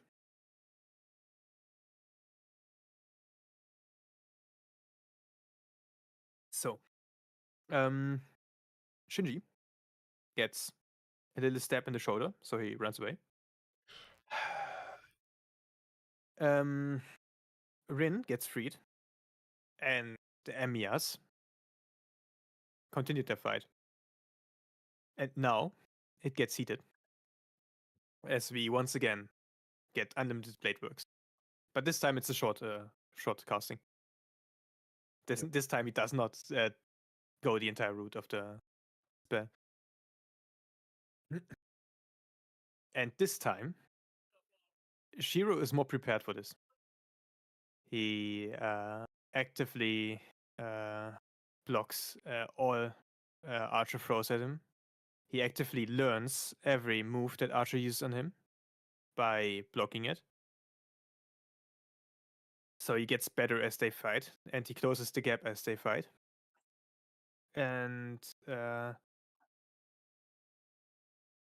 after getting beat up really badly, because, well, Archer is the older and more experienced version of him, we get another reveal.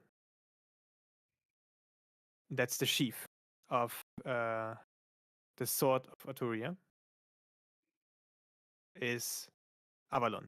Is in him. Placed inside him. Into his magic circuits. Yes, and that's as long as he is near Arturia, leads to healing.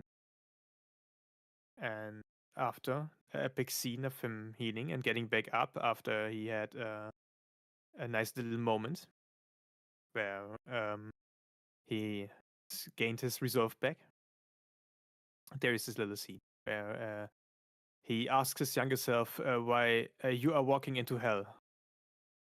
And his younger self just continued on, and then he walked into that hell. And then his older self said to him, "You're walking into hell." And that's when he decided that, yes, this is the route I want to go. Definitely.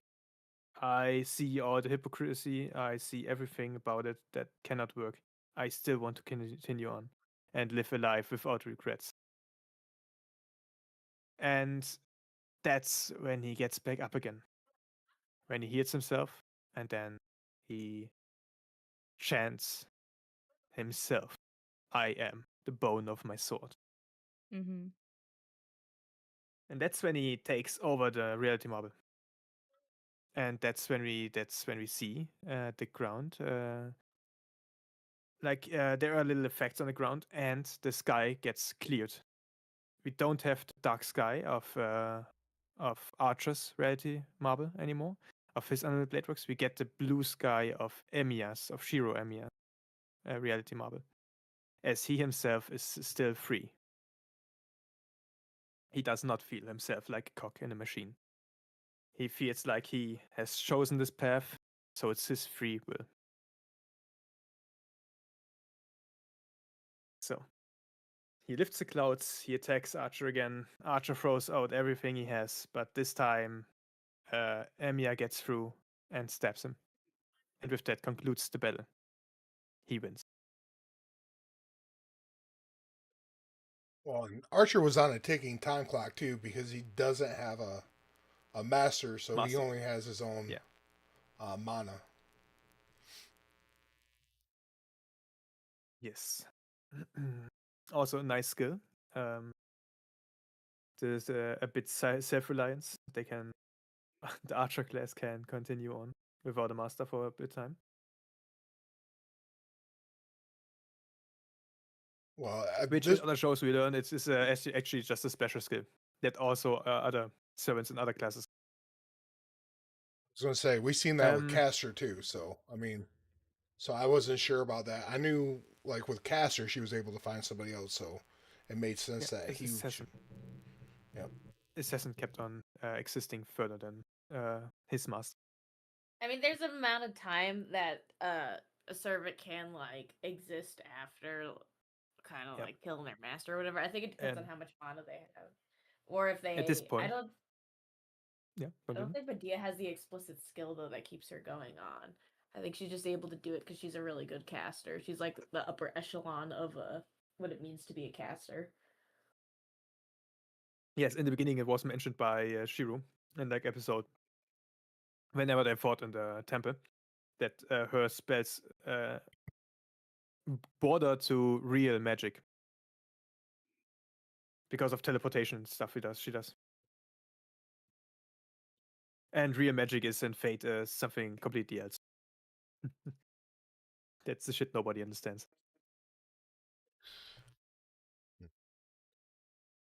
So, yeah. Back in the thing. They conclude the battle. Then Archer gets the title Best Troll in Fate. Because he gets shot by Gigamesh. So he kicks Emiya away, so Emiya survives. And gets even more shot by Archer Gigamesh.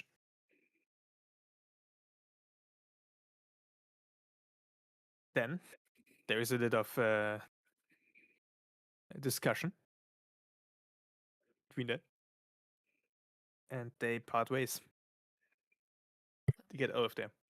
Oh, by the way, we are now up to episode 21. I don't think I've heard you like say where the episode started and ended. Yeah. We kind of bled. Yeah, we kind of bled. It was just Wolf was on a roll. I'll let him go. It's all just a roller coaster at this point, anyway. Like it's at that point. Yeah. It is a continuing story, so we continue on the story. Yeah.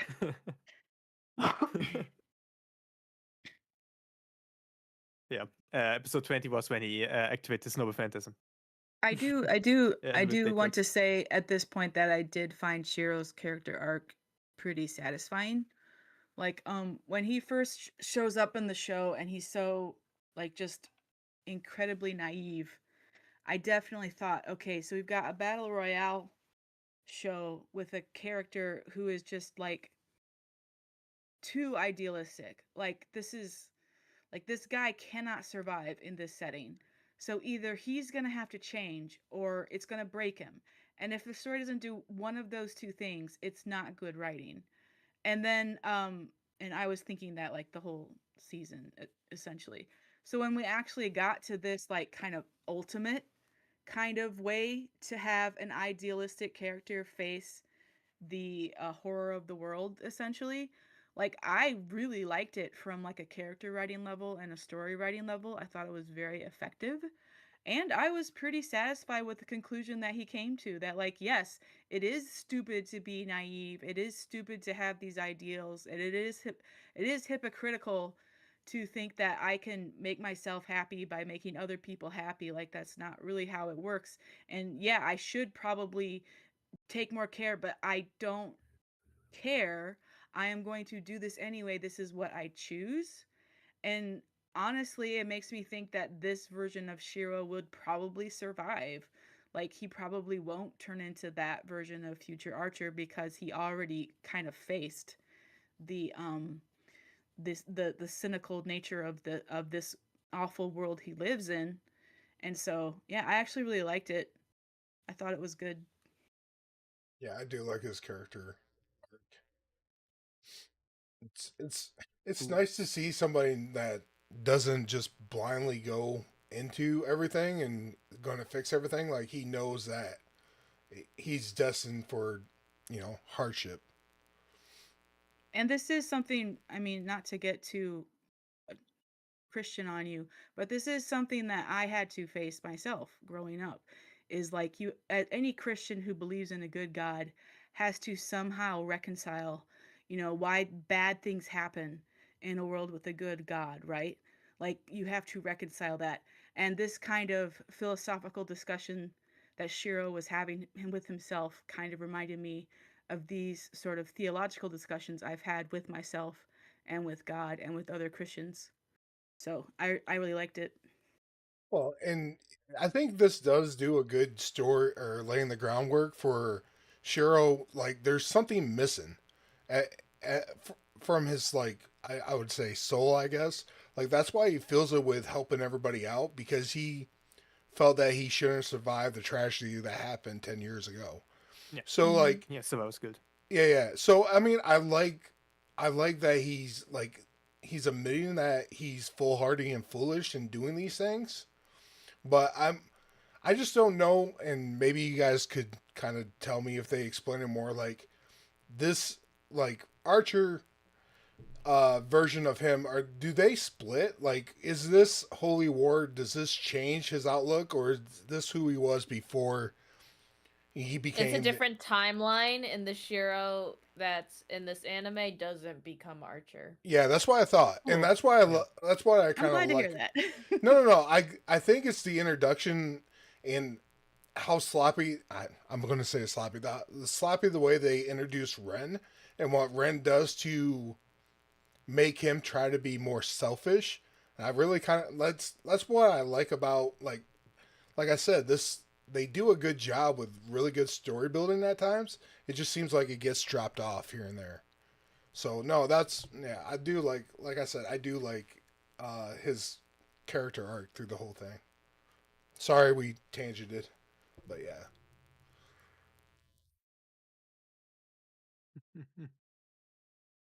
Yeah. So yeah, because then Gilgamesh goes through the whole rundown of what the Grail actually is, which is basically just destruction. Yeah, it's a It's a black monkey's hole. paw. It's a black hole of human greed and malice, which actually, this actually, I did find this kind of satisfying too, because the whole time I'm thinking, Holy Grail, you're calling this a Holy Grail and it's calling for people to kill each other? Like, what kind of holy artifact calls for Well, battle royale? Yeah. And then This it is the turns lore out that you're missing on. right. Well, and then I get to this episode and find out that it's not holy at all. This is actually demonic. That makes more sense. They just call it holy. Okay. It's not actually holy. There It is is actually actually the third magic. There's a reason why. It's yes. technically the Grail has been corrupted. In Okay. the third, I think, Holy Grail War, there's a family summoned what is called an Avenger class Angra Mayu, and Angra Mayu is the root of the world's evil. He's a servant that he was basically this kid that everyone like kind of put all of their everything that was bad. It was his fault, and he was really weak. He died really quick, and because he died really quick, he tainted the Grail and with his evilness and made it so like that's why Medea is able to be summoned. Otherwise, the Grail wouldn't be summoning anyone that is not good aligned. Interesting. Okay. There is another show that would be Fate Apocrypha, where the Nazis take the Greater Grail. And well, ex-Nazi, he was part of the German army, and then decided to desert it and steal the Holy Grail.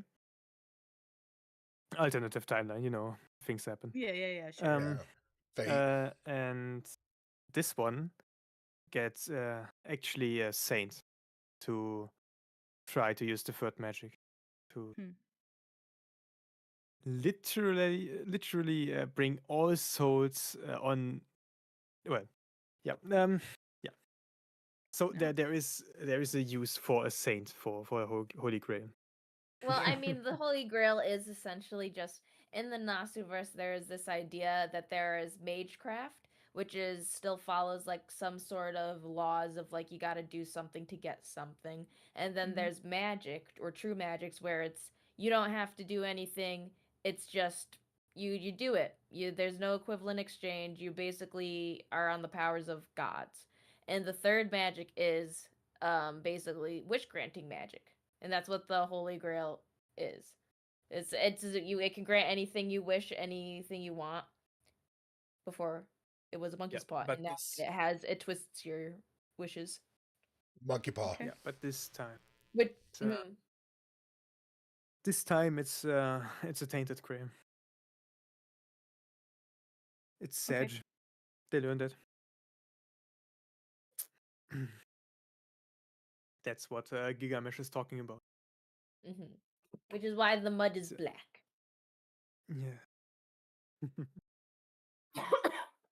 And finally, towards the end, Shinji gets a little comeuppance from Gilgamesh.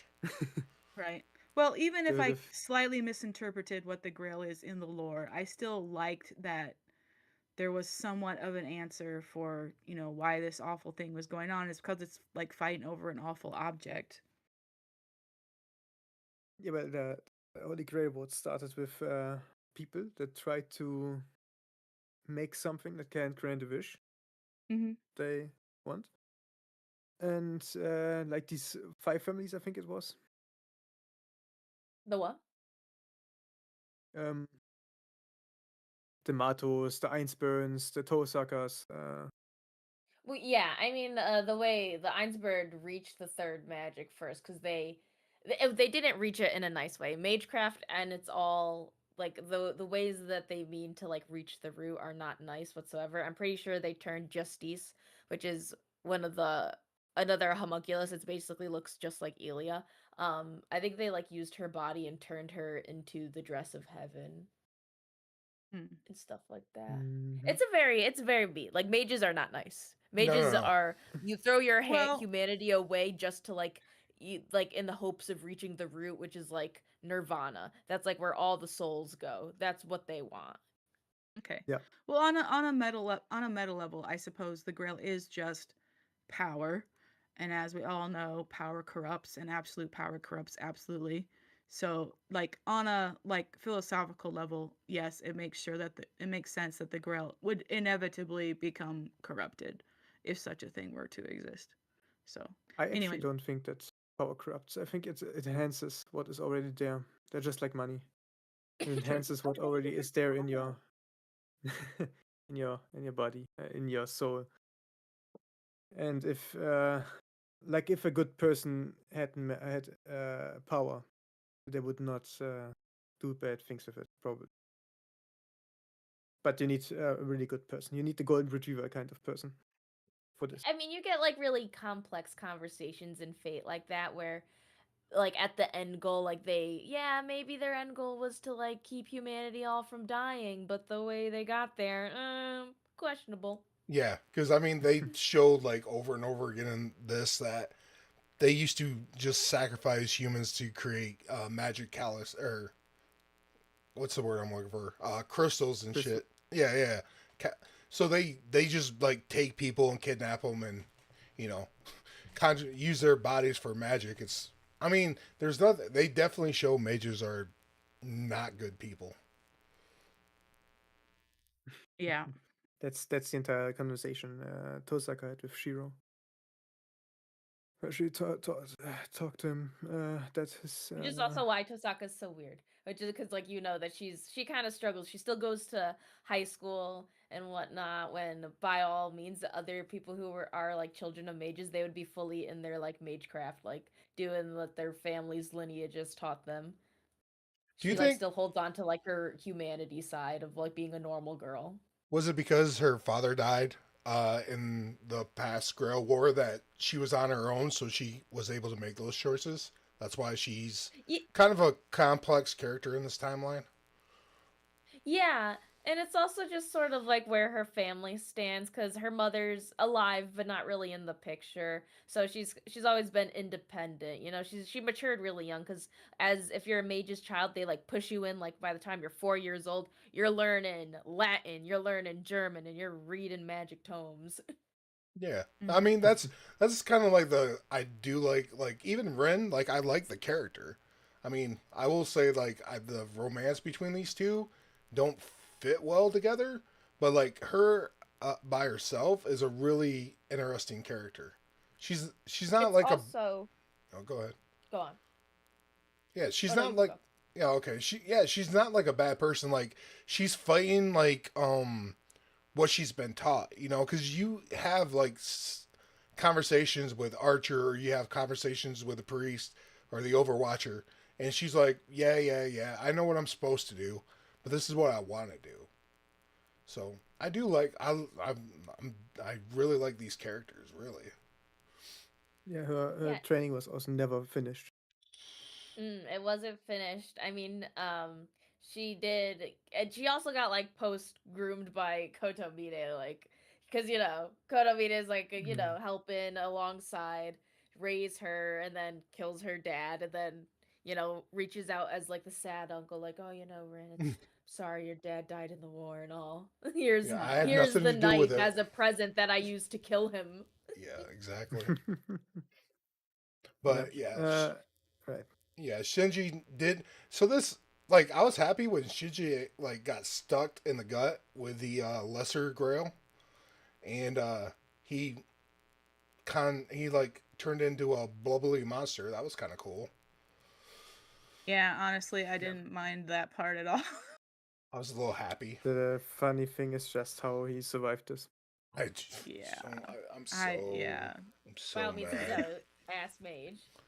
Look, I don't care. Shinji needed the worst death possible, and I'll say this now: Shinji deserved the worst death possible.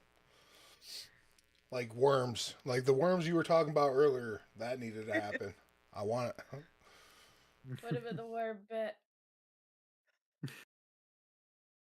Bro, Shinji. To the Shinji. worms. Let them eat him. He's just so gross. He's just disgusting. Yeah. He was Yeah. disgusting. And Yeah, so when I thought he was getting a disgusting death, it felt really poetic. satisfying. Yeah, it felt satisfying, didn't it? Yeah. Yeah, but then they had to take it away from you. I understand why she had to drag him out to stop the whole process, but it's like, man, if only. No, Gigamesh gave them a other option. Just kill the vessel. Oh, that's true. So, yeah. Yeah, I don't know why Tosaka exactly. decided she had to say. I It don't know is- why. It's because of Shirou. Shirou has a bad influence on her. Oh my. Okay. Yeah. Okay. You know Hero what? of You're justice. right. You're right. Bad. Nope. Nope. You gotta kill those. You So- gotta kill the rapist before he rapes. That's what you gotta do. Anyway, so moving on. episode 22, I heard. This time we get the mana transfer scene. What? Yeah, you can be lucky that this anime is not explicit Mm. because it went down a bit differently in the visual novel, in the original visual novel. I don't know how it's going down in the remastered visual novel.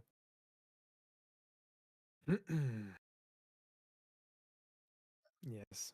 This is So, exact. They go back to the Emiya household. They lick their wounds and they discuss how they will fight this. First, they decided that Saber will care about Gilgamesh, and then Shirou said, "Nah, I'd win." And they decide that yeah, Shirou. He has the perfect counter to Gilgamesh, which is something I mentioned right in the beginning. I like it when they pull something like this out, where there's one circumstance that counters perfectly one overpowered character. It is nice. Yeah. It kind of reminded me of like a stand battle where they're like, I've Yeah. got the perfect counter to your power. Man, I love JoJo so much. JoJo's one of my favorites. Anyway, but moving they on. decided that Shiro has not enough mana for Reality Marble. So we get to the mana. Yeah. Rin gives him the family crest of hers, so he can use her mana pool, just like Saber does. Which means she got one Noble Phantasm each. Saber can activate her Noble Phantasm once, and Emiya can activate his Noble Phantasm once.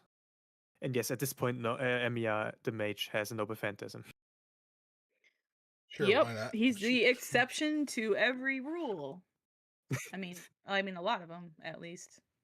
Yeah, He does have he quite a just bit of stole the plot Noble armor. Phantasm. Yeah, Yeah. he's No, been covered actually, in no. plot He has armor the whole entire time. How many times has he has stabbed? the opposite of the he has the opposite of plot armor, but it's only visible if you play the visual novel. Because in this novel you can actually decide things, and when you decide wrongly, you die, and you die often to many gruesome deaths. Yeah, but I mean, in Because- this anime, he's been stabbed like this 4 is- times by Lancer. Yeah, I mean, Well, for a good chunk of that, he had that healing thing from Saber. yeah. So Also, at one point, he actually died and got revived.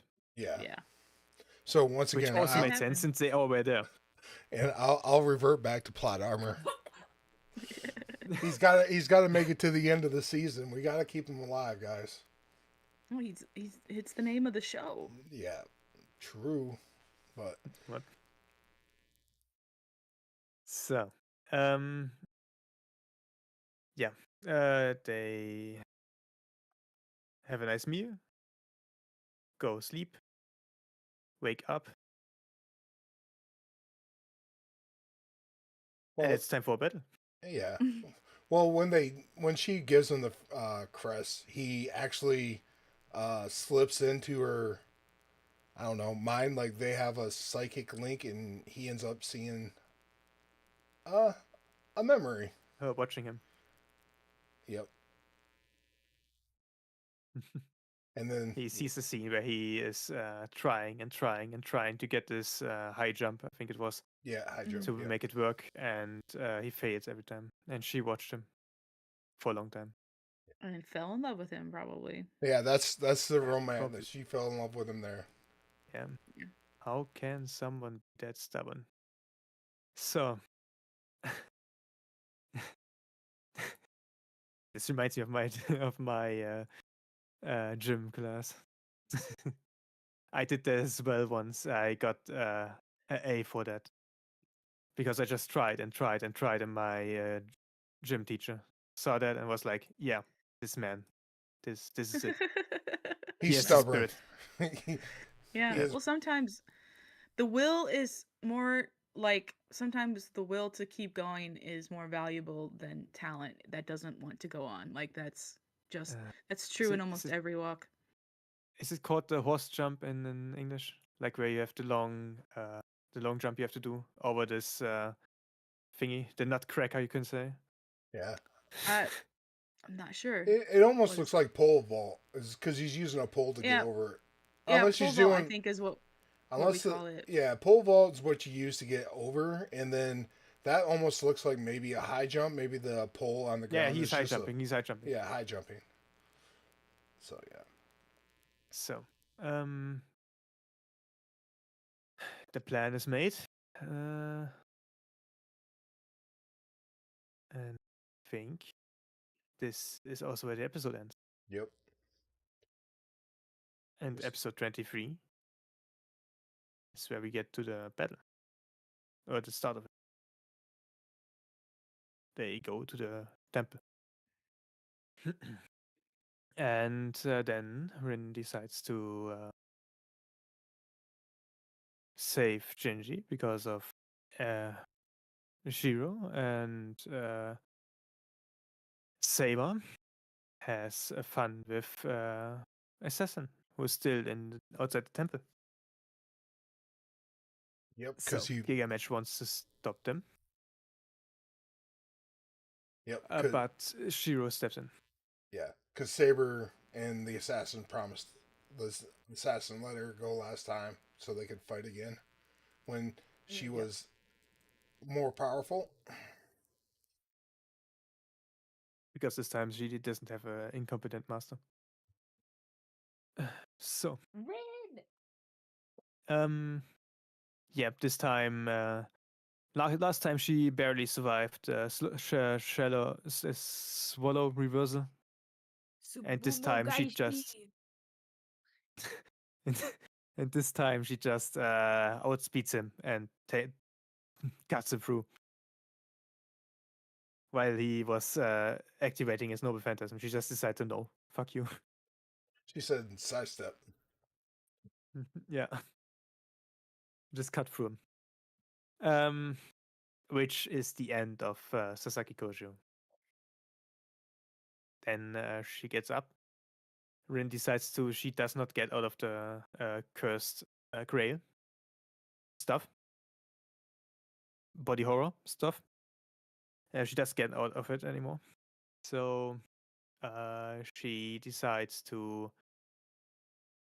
tell Saber to destroy it with command spell. Meanwhile, or right before that, Emiya and Gilgamesh were fighting. Gilgamesh with the Gate of Babylon, and Emiya was copying them in real time and projecting them back at him to block them. Then the Grail decides to reach out a hand to Gilgamesh, which Gilgamesh did not like. So he pulled out air. An anti-world class noble phantasm. He didn't even really strike out yet. He just pulled it out and activated it. That was enough to destroy the Grail's hand reach. And the weapon was too much for Shirou. Shirou could not trace this one. He could not copy this one. He doesn't even know what it is. No copy paste for you. Well, because you can understand the components of it, Yeah, right? the makeup of it, nothing. This weapon is a weapon that was created before the concepts of sword existed. And Emiya specialized in swords. Yeah. Just the activation of it was so strong that it threw Emiya off. It was not even targeted at him, just like he activated it. That was enough. And he got fucking tossed. Yeah. Then exactly. Then we got the Noble Phantasm activation, where Saber was trying to suppress it again. And Shirou fights with Gilgamesh, and this time it's time for Shirou to activate his noble phantasm. He casts unlimited blade works. And then we see it the first time of his own version, which is clear blue sky, no cogs in the background. It's just him, the swords, and Gilgamesh. Nice. And in here, This is in the final episode, right? Oh, one Yeah. more. yeah, Yeah. Before the epilogue. Yeah, the epilogue. Exactly. Oh yeah, epilogue. Before the It's epilogue. 25. It's Yeah. 25, not 24. we are moving, guys. I see myself being done here before 3 a.m. Yeah. Yes, they are in the reality bubble, and in there it is really clear that no matter how fast the Gate of Babylon is, having all swords there directly is faster. As there are unlimited swords there, you can just pull and throw at Gilgamesh. Also, Gilgamesh still underestimates Shirou. And Shirou says something that is just true.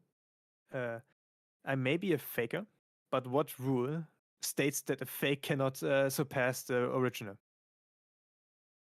And with that, he cuts off the arm of Gilgamesh. While, big reveal, outside of the reality marble, Archer comes back and shoots away for Rin to walk. Well, what is it? Rin is in the trying to save Shinji, and she starts Yeah. uses a command spell on Saber. And she's like, use your noble phantasm. Just get it all. Get rid of us all. And then Archer comes in with like, I can't stand your whining. As it turns out, the 1,000 swords that impaled him were not enough to kill him. Sure. Sure, why not? I mean, sure. This is the real battle continuation right there. What is it? Did he just get? He No, you keep desummoned talking. himself. He went into spirit Yeah. form before he actually got hit. He shoots the way free for Rin, and she gets out of there while Saber charges her Excalibur. Then Emiya has an epic fight. He activates his raw Ayas, and Gilgamesh looks surprised Pikachu face. Because how could it be that he has a shield? And then we get an epic scene where Shirou gets his jump attack, which, just like in Dark Souls, is the strongest attack. He cuts through. He cuts the arm of Gilgamesh off while Gilgamesh tried to pull air again, nullifying this. And the reality marble ends. So, the Excalibur, anti-fortress phantasm, destroys the Holy Grail. And Gilgamesh was ready to shoot Emiya as he was at the end of his power, and Gilgamesh does not need hands to shoot at you. And right before he could actually shoot his last weapon, not his last, but like the ending fight ending weapon, the Holy Grail decides to manifest itself as a black hole right at the point where his arm was cut off. So it tried to pull in Gilgamesh and to make him the vessel for it. And Gilgamesh tries to, in a last-ditch effort, to hold himself to take Emiya as like an anchor to not be sucked into the black hole. And Archer decides to do us the favor and shoot him in the head. Nice. which is at the end of Gilgamesh. So how did Archer come back? Was he coming back as a guardian at that point, or what? No, he's just was still there. He He just was He was still just there. using Okay. independent action, and he like phased out, I guess, before he like got Yeah. finished off. Look, He I did don't not know. use all his mana. Look, he had like Okay. 3 swords into him. This is what I'm talking about, like story wise. Like this is what I mean. It folds into itself. Like if it was anybody else, he would have been dead. But he's just like, nah, I bro. feel there are CGs where he is walking with a bunch of swords just stabbing in his body, and he's still going. Yeah. Yeah. Yeah. Yeah, It was yeah. in this back story. But I mean, Yeah, I'm just trying to say that. I thought maybe the world was bringing him back to stop a disaster, but I guess he was just still hanging around. That's fine. He said he has 2 more days with his mana. He can compensate himself for 2 more days, and that was the second day. Oh, okay. And after this, he disappeared. That's where we get the heartfelt scene where he tells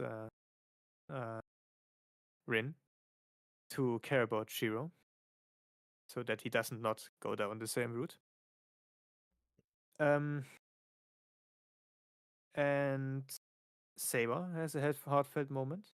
She leaves, and then this concludes this Holy Grail War. As always with a Holy Grail War, there are no winners, only losers. Right.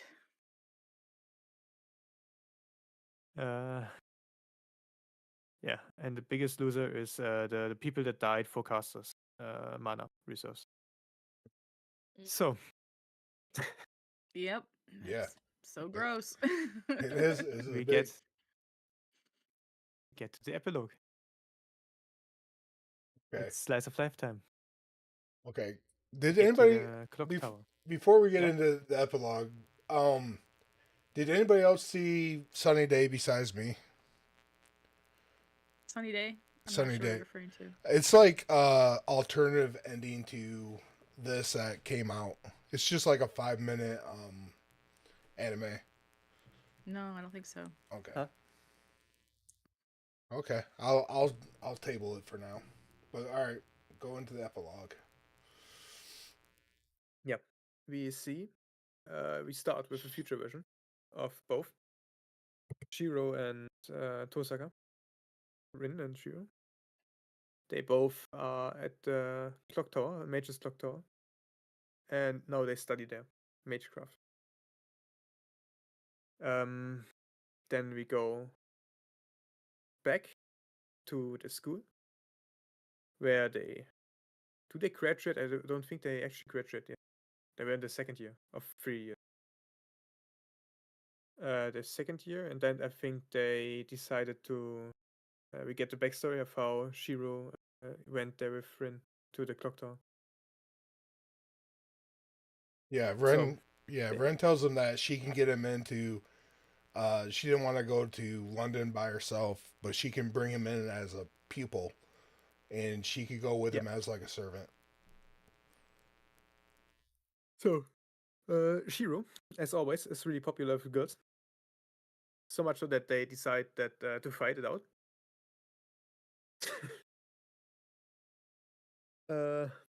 And then Rin brings him to the grave of Arturia. Which plot twist is not actually her grave. Because she didn't die.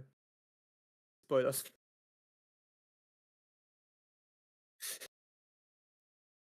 Yeah. This would They had be a too date. complicated to get into. They had a little date scene. But yeah, that's the grave of her. So That's the tourist destination where people go to honor. yeah, exactly.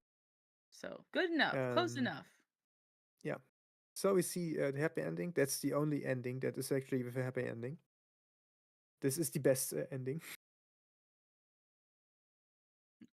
Of all of the Fey routes, this is the best one.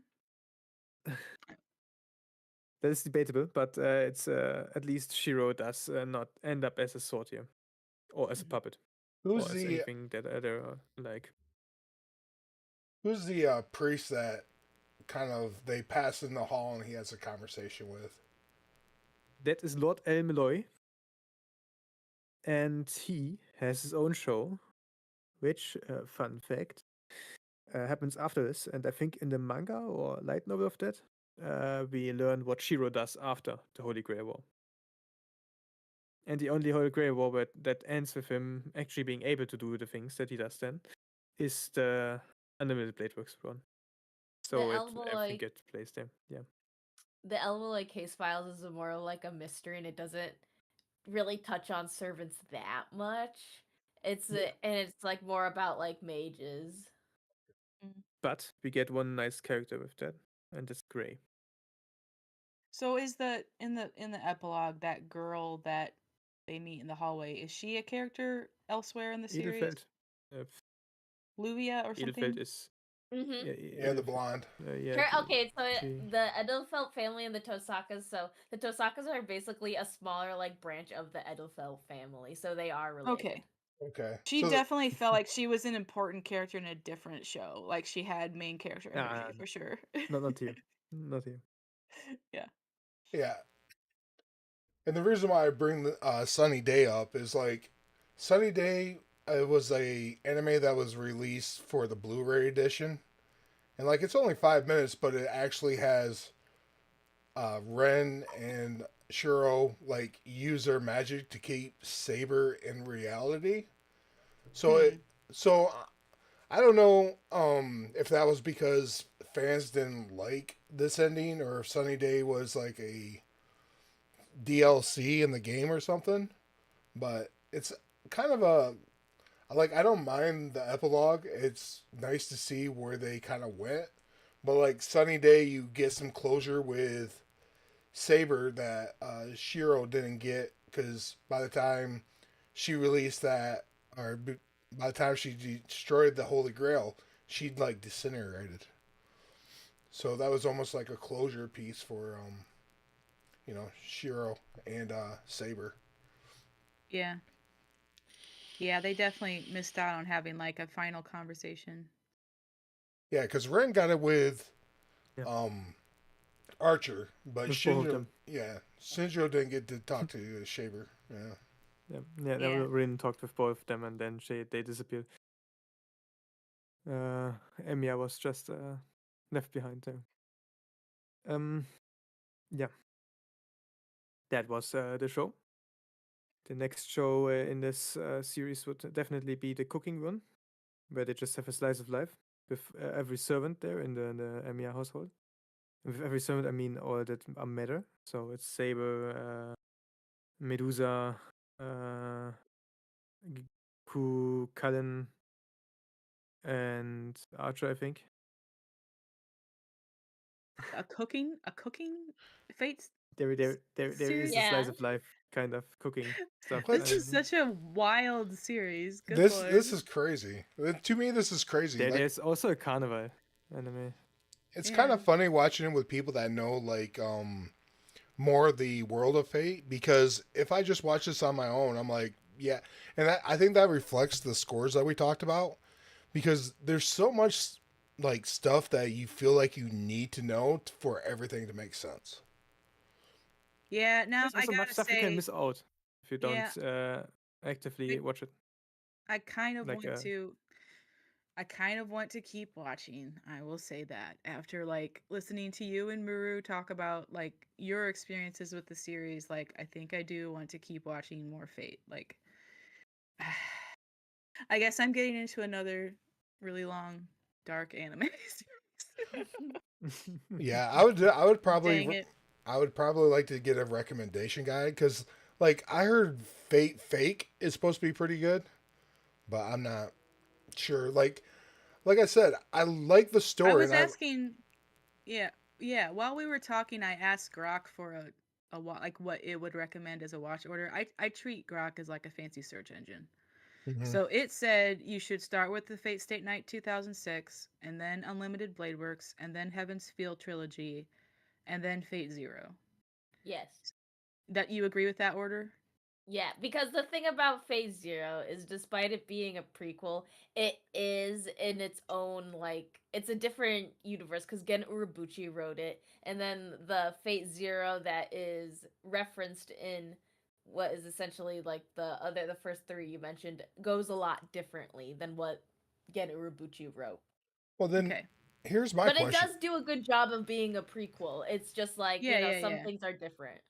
Would you? Right. So Would and then go ahead? go ahead. Sorry, credits. Well, Go I go just ahead. I just want to ask one question. Would you recommend the light novel over the anime, or the anime over the light novel? I mean, usually the goal is to read when it comes to the Nasuverse. So the light Play novel. the visual novel. Hmm. It has a remaster on Steam.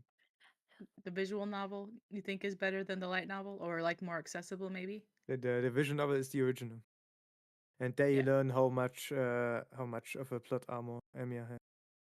That, I mean, it's just also good because like it gives you a lot of things. You get to click in, you get to see like the servant cards, and they give you like explanations as to the skills and what they do. It's more immersive. And if you want to play a Fate and are more action-oriented in games, then go either Fate Extra or Fate Samurai Remnant. No, I want a story. So I apologize for Oh, there is stepping in. in every Fate there is a story. No. I'm I'm talking. gonna do a All playthrough of the visual novel though. We can all do it together. Maybe. Who knows? yeah, I am down. Maybe visual novels would be a way for me to enjoy a kind of gaming. If Muru streams the visual novel, I will watch it definitely. Yeah.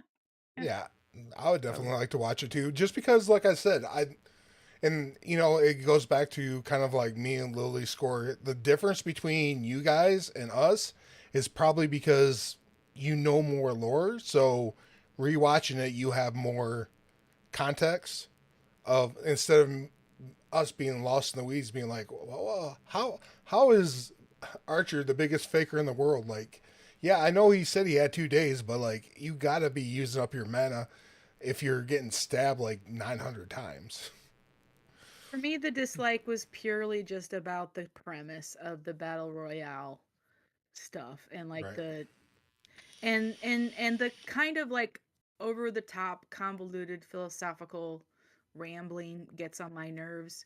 Like I there was a lot of it. And I do like a certain amount of philosophical rambling, but like pick a subject kind of is my is my opinion. Like let's do one of these conversations instead of a dozen maybe, so that you can really think about it. But that's just my personal taste.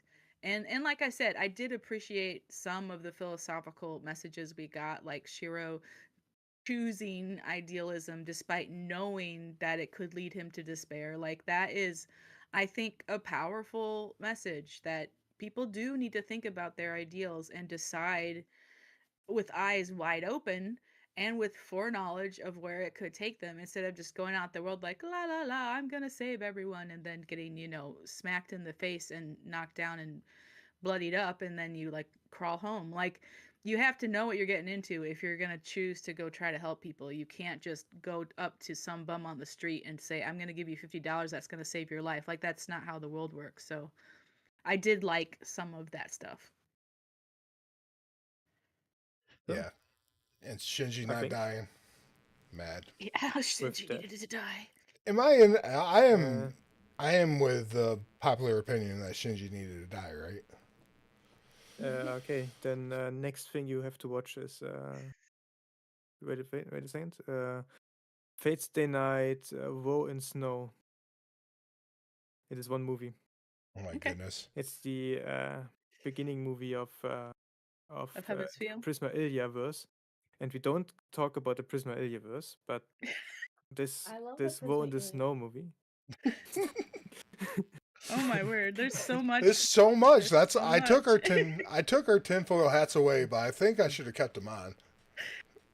Yeah, no, the Oh my Woe goodness. in the Snow movie pretty much they Well, get your maybe Shinji death in the first seconds. maybe I'll start by watching the 2006 because that is on High Dive and I pay for High Dive. I need to justify paying for High Dive. I I can also watch it now because it is finally where I can watch it. It's on Mm. Crunchyroll for me. Yeah, and Grok says that one Oh, is so- Saber focused, which No, it was an Amazon Prime. I like Saber. Amazon Prime for Yeah. Yeah. Well, this was fun. I really enjoy us guys getting together on Saturdays. I hope Muru, you liked coming over here and hanging out with us and explaining Fate to us. I did. I'll always talk about Fate with people. I love shilling it. Well, hopefully we can have you back on for something maybe a little bit different. But if we dive back into Fate, I know who to go see. Indeed. Keep me on. All right, and with that, I think we're good to end the stream and let Wolf get to bed. Yeah, Yeah. I Oh, pre- yes, good night, everybody. Good night. I